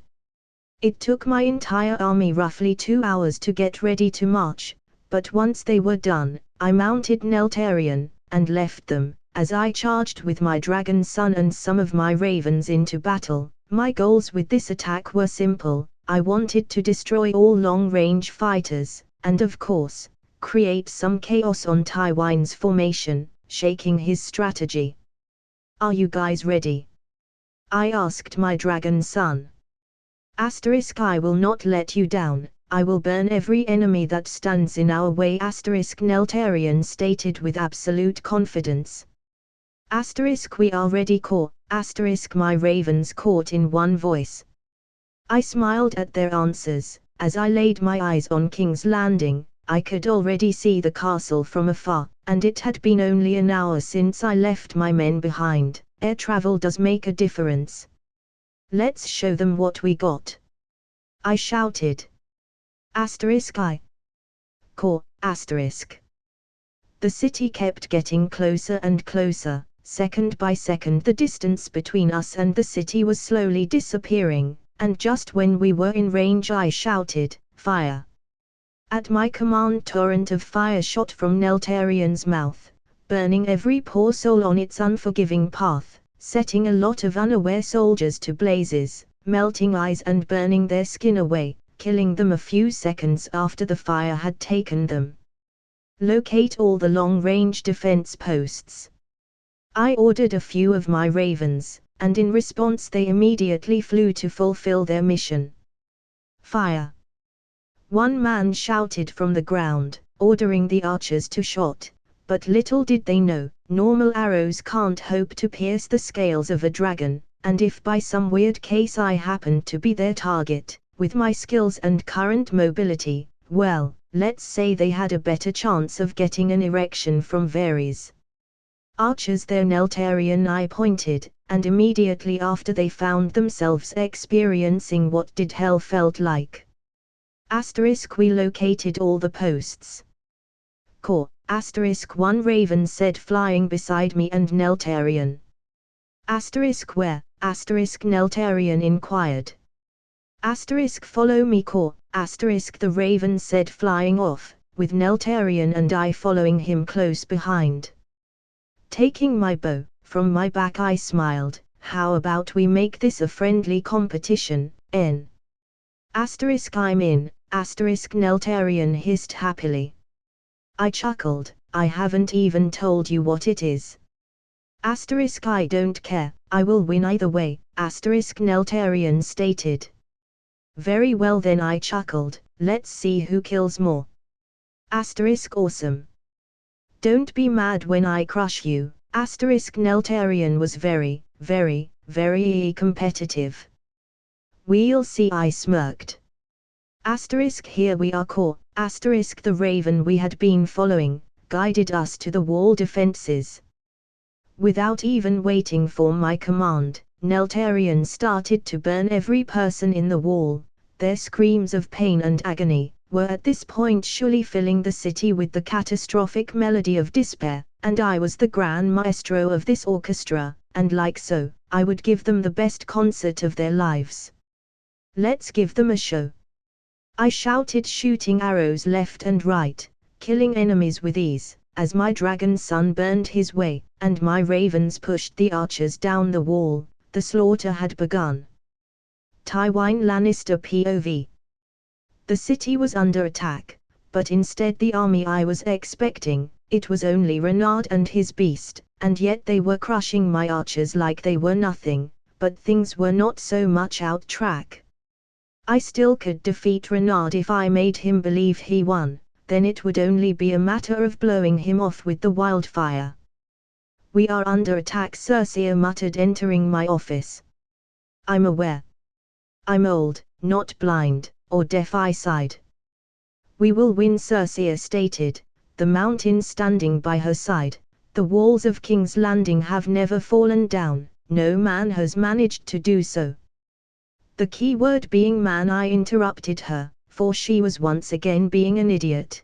The sole reason the walls had been intact were because the idiots that had tried were idiots without big armies, and of course, they didn't have dragon. What use does a wall has if you can fly over it? Don't forget he rides a creature thought to be a fairy tale till now. He will die either way. By our sword or by our fire, Cersei stated. Your blind confidence in victory is almost adorable, but you are not a kid anymore. I sighed. Anyways, father. I have to go and see my son. Circe commented, it was maybe the last time she got to see him, if things end up being bad that is. Please tell him to put on his armor, I ordered. He will not fight. Circe growled. He is the king, he needs to fight, and beside I don't need your opinion nor your approval, I stated with cold eyes looking at her. I won't let you. A single hand sign was more than enough to shut my daughter down.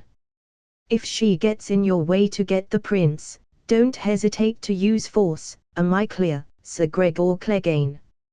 I looked at my mad dog, who simply nodded in reposen, leaving with my daughter to retrieve my grandson. This was everyone's last stance. This battle would either destroy two houses, or set in stone the Lannisters on the throne. Comment. 22 comments. Vote. Chapter 123, Chapter 120. Author note, new novel up, Marvel Gamer Project, go check it out. I will be updating that novel twice a day, at a minimum, and the chaps are long. The first one is over 3,000 words. And if you want to read up to 21 chaps ahead of go to https://www.patreon.com/cornbringer. I'm currently on chapter 141. You can also join the Discord channel so we can chat and maybe exchange ideas for novels. https://discord.gg/8474223b. The slaughter continued, with Neltarion burning every in our path. Soon the city would be ours. My ravens had informed me that my army was going to arrive any minute now, meaning this battle would be over soon. Now, the rest was up to the Tyrells. They had to stop Circe's backup plan. Now that was a bit complicated. One segment of wildfire was more than enough to set a big part of the city on fire, so if they missed even one, the consequences would be catastrophic. Let's focus now on the troops outside the walls. By this point we had already burned all the archers and anyone close to the wall, so as to not waste any time, it was time to focus on the others. Got it, Neltarion said, turning to the other troops. As we continued burning the enemy's army, from afar I could already see my men approaching the battlefield fast. If I had to take a wild guess, I would say they were a few minutes away at much, which meant it was time to open a path for them. Burn the gates to King's Landing, I ordered my son. His fire was strong enough to break through wood, and even shattered stone. In short, the wooden gates of King's Landing were barely an inconvenience for us, but the main reason I had avoided to attack them until now, was because I didn't want to push Circe to her limits, at least not until my army was close, which it was the case now. I also wanted to give the Tyrells more than enough time to plan their approach at stopping Circe and her suicidal plan, and by the information my ravens had been giving me, they had set a big part of their army to defend those delicate spots. Of the Tyrells depended if I gave my men the signal to enter the city or not. Tywin Lannister POV. Chaos, pure and absolute chaos. The walls of King's Landing were in flames. The citizens were running and crying in fear, and my army was broken. Fire and agony breaking their formations. Was our defeat always this unavoidable? One man, one simple man, was leveling my army like they were nothing, and all he had right now with him was a dragon, one dragon by his side, and everything I planned was burn into nothingness. In the end it was me who was blind. I didn't have to see more to know that the moment Renard's army breached within the wall, everything would be lost. I underestimated the power that a dragon had. By a long margin. I thought a good formation and weapons would stop the beast, but they didn't. Arrows bounced off its skin, swords couldn't reach it, and catapults were too slow to aim at the beast, and were subsequently burned like the rest of my plans. The gates are gone. the dragon blew them open, one of my soldiers said with fear, shaking. "Where is the king?" I shouted, turning to one of my men. "He is with the queen, my lord," the soldier answered. Even in the end, the idiot of a daughter I had, was destroying our name. Even in defeat, a Lannister must be an example. "Bring the king to me, or die trying," I commanded.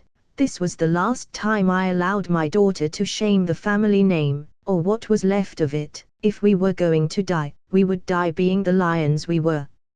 No grandson of mine was going to hide under a skirt. He was the damn king, and like a good captain he had to sink with his boat. Besides, his mother's plan was to blow up King's Landing if we failed to win, and we were doing just that, failing awfully to win this fight. Cersei Lannister POV.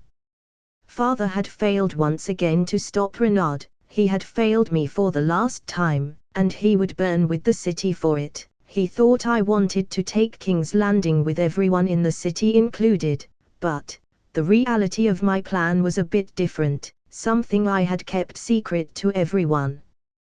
The city would indeed burn, but without Joffrey, the mountain and me. I had other plans for us, for we would escape through one of the many city tunnels, leaving Renard and my father burning. With the mountain on my side, I would be able to survive long enough to take what it was mine. Why do we have to escape, mother? I'm a king. The enemies will kneel when they see my radiance, Joffrey complained. They will, but for now, we need to play our cards to the best of our possibilities, I sighed. Well, if we don't have any other choice, Joffrey sighed. Behind me the mountain commanded, and a second later I noticed why he was giving us orders. Soldiers of Highgarden were in the tunnels, guarding the first explosive of the chain that would set the city on fire. How dare you to touch a king? You are not worthy of it. Joffrey hissed with anger at the mountain, failing to notice the soldiers ahead. We have orders to not let you pass, one of the soldiers said, unsheathing their blade. I am your queen, so who ordered you such a thing? I inquired. We have orders, and that's all you need to know, the soldier replied. Stay back.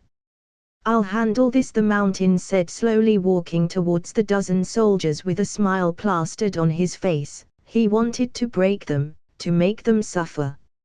Make every single one of them suffer, but be quick, we have at much an hour before the bear takes the city, I ordered.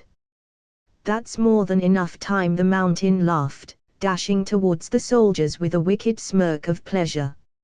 Ned Stark POV. The damage one dragon alone was able to deliver was truly terrifying. No wonder my ancestors kneeled to the first Targaryen. This was unbelievable. Just Renard and his dragon were more than enough to level a big part of the defenses King's Landing had in place, and all it took him was about and a half, burning everyone and everything on his way. And he did all this with online 1 out of 3 dragons. I can only imagine what he would be capable of doing with his 3 dragons. Most likely he would have no need for us. Let's keep the fight outside. We need to wait for the king's signal to enter the city, I shouted, remembering the men we had to wait until Renard safe enough to enter. In that Renard had been very clear that if he didn't give the go signal to enter, we were forbidden to do so, as to avoid everyone getting caught in the explosion. Comment. 26 comments. Vote. Chapter 124, Chapter 121. Author note, .uu. If you want to read up to 15 chaps ahead, go to https://www.patreon.com/cornbringer. I'm currently on chapter 141. You can also join the Discord channel so we can chat and maybe exchange ideas for novels. https://discord.gg/8474223b. We were winning, but I still couldn't allow my men to enter the city. Something was off. Cersei and Joffrey were nowhere to be seen, and that was pretty alarming in the big scheme of things. That woman was a wild card, unpredictable, and if she wasn't nowhere to be seen, it meant she had a plan that might fuck me up somehow. Find Cersei, I ordered my ravens. Call on it. My ravens caught flying off into the city to find the Mad Queen. I had a bad feeling about all this. With Cersei missing, it was almost unavoidable that something was going to go wrong for me, and I didn't like that prospect, so for now, I would keep my army outside the borders, waiting for Cersei to appear. After all, I couldn't afford the luxury to lose any soldiers. Is that woman so important? Neltarion asked. Somewhat, is not so much that she is important, but that she is unpredictable, and in war you can't allow wild cards to roam free. I sighed. I see, what a problematic situation then. Neltarion hissed, going back to burning the army beneath us. Indeed it is. Cersei Lannister POV. The mountain was destroying the Highgarden soldiers like they were nothing, ants. One by one they were falling to his enormous and unparalleled strength. Each swing of his massively abnormal long sword resulted in another body on the ground, adding to his uncountable count of victims, and I couldn't help but smile at this sight. After all, taming this mad dog to obey me was probably the best choice I had ever taken.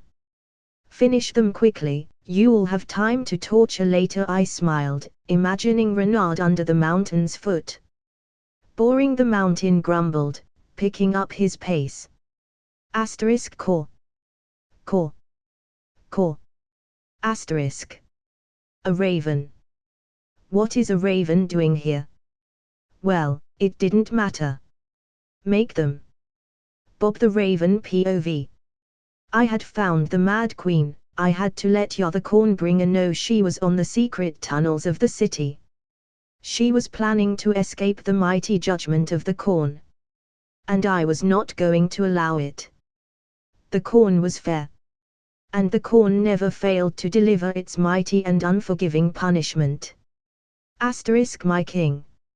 I caught in desperation, seeing the cornbringer ahead. Renard Mormont POV. My king.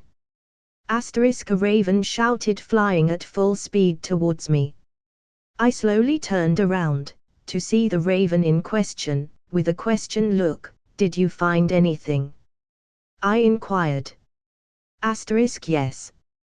Caw. The Mad Queen and her mistake are hiding in the secret tunnels on the south part of the city, the raven replied. I smiled at this. My targets were waiting for me, and without even having to tell Neltarion what to do, he was already flying towards the location where we had to go. When we get there, let me handle them. I wanted to deal with the mad duo by myself. Sure. I mean, I completely demolished you in the competition we had earlier, old man. I think I got 3,000, and you got like 60. Neltarion stated proudly. You breathe fire, give me a break, I chuckled. So can you, but in smaller quantities. Neltarion shot back. Fair enough, I laughed. I wanted them to suffer for opposing me. You let them die too quickly. A voice thundered, coming from the tunnels we were heading. If I had to take a guess, it was Joffrey. This made me wonder, is it bad I want to kill somehow I had never seen before? I wanted to see them cry and beg for death, only to suffer more. Joffrey screamed. Well, there I have my answer. It's not wrong if the object of my hate is that little psychopath. How can a mother love that? You know what? Forget that, is a very stupid question, considering his mother is Cersei.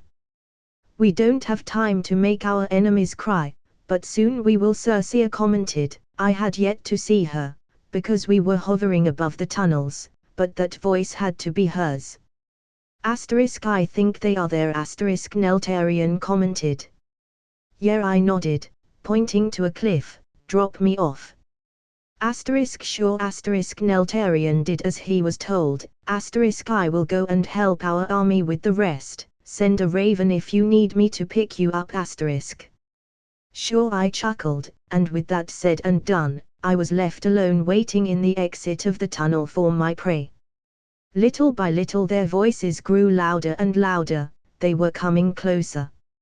I was waiting for them, with my sword at hand, though I had to be careful, not because I thought they represented a challenge, oh no, but because I had promised Dawn, the mountain. And if this Circea was anything like the Circea I knew from the show, she had recruited that monster to her side. Well, if it isn't the Queen of Nothing, I chuckled, seeing the blonde package of madness coming out of the tunnel. You are? Circea scoffed, another soldier Olenna ordered to die. I want to hear this one scream, Joffrey commented with a gleeful smile. Ha ha, that ain't gonna happen. I laughed, too bad Olenna couldn't stop you. Then again, when I ordered her to do so, I didn't account for the mountain. Ordered? Renard. Circea hissed. The one and only. I bowed. You can't find this amount of confidence and style in any other king. He is Renard. Joffrey screamed, his face slowly going red like blood in anger. I want him death. Kill him. Jesus, the lungs on that boy, I chuckled. Let's see if you keep that bravado for long, Circea hissed. You will die waiting, I chuckled. Kill him, Circea ordered the behemoth of a man she had on her side. With pleasure, the mountain smirked. Let's dance. I smiled, as I started to walk towards him. Kill him. Joffrey screamed. Comment. 34 comments. Vote. Chapter 125, Chapter 122. Author note, .uu. If you want to read up to 20 chaps ahead, go to https://www.patreon.com/cornbringer. I'm currently on chapter 142. You can also join the Discord channel so we can chat and maybe exchange ideas for novels. https://discord.gg/8474423b. The mountain and I started to walk towards each other, our battleground ready for our clash. The area was wide enough for us to fight, but not big enough for Circea to try and escape. The mountain smirked at me gleefully, throwing off his night cloak to the ground. I will enjoy this. His face was scrunched up in a weird mix of anger and pleasure. There was no doubt he was a really unstable individual. With that troubling expression on his face, he slowly started to draw his long sword from his side. The blade made a hissing whisper that shouted danger as it was removed from the sheath, but for me, it was nothing but another Monday.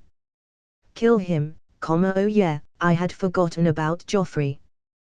Don't hold back or I am going to break you.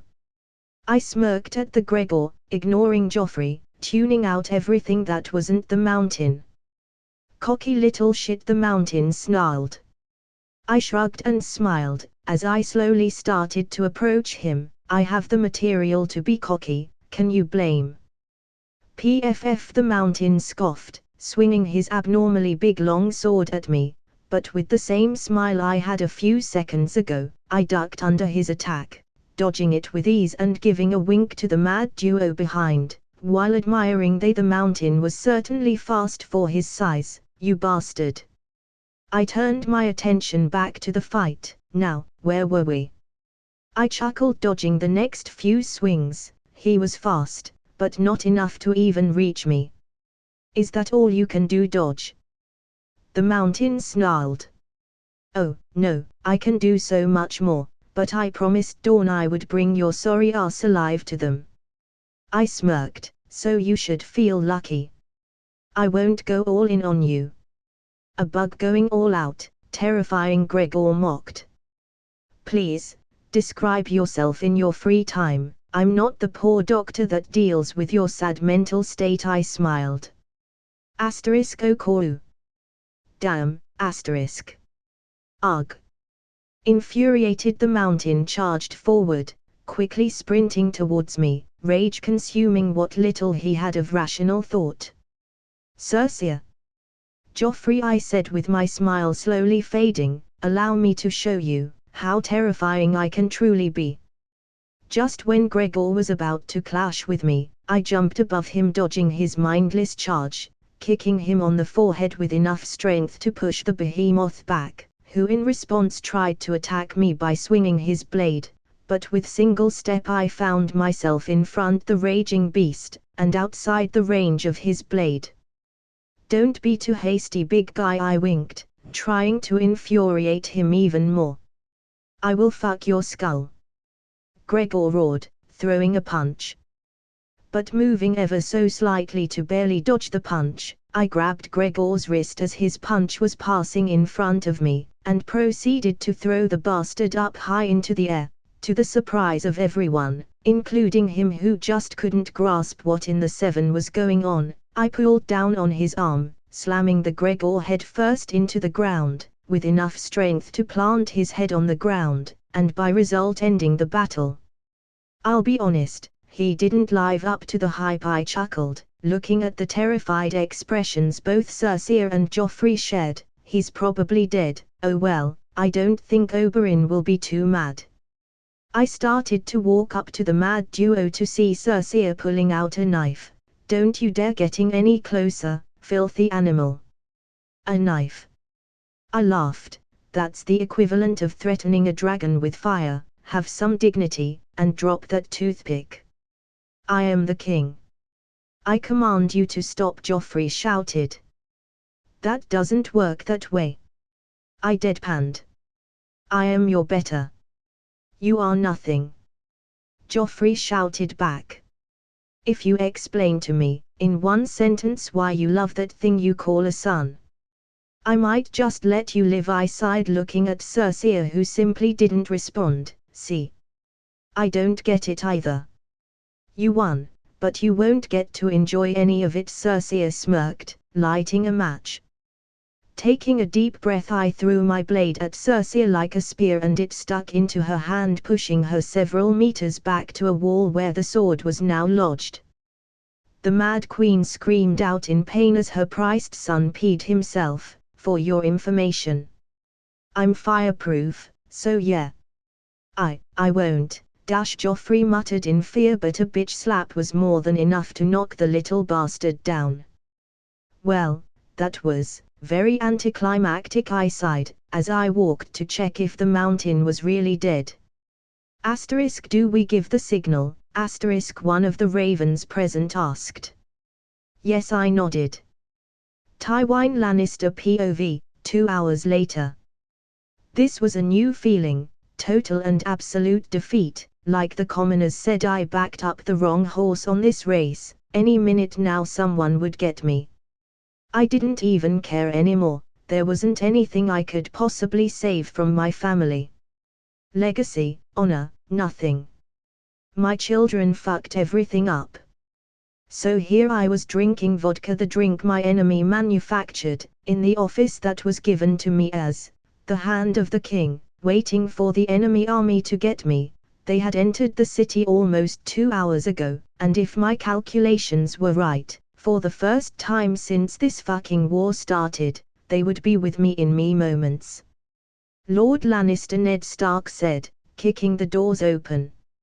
Lord Stark, I acknowledged. Would you care for a drink? Ned Stark stared at me for a second, confused. The city, the kingdom belongs to Renard now. Of that painful fact there is no doubt, I nodded. Is my son alive? He is.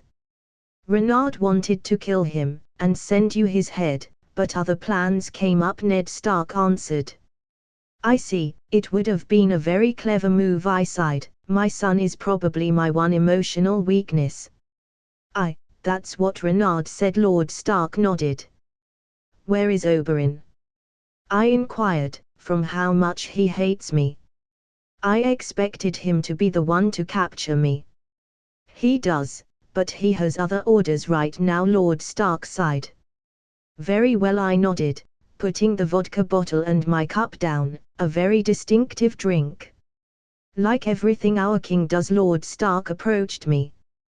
Yes, that sounds about right, I nodded, dropping my sword. Lead the way, Lord Stark, I'm sure many want to see me hang, let's not keep them waiting.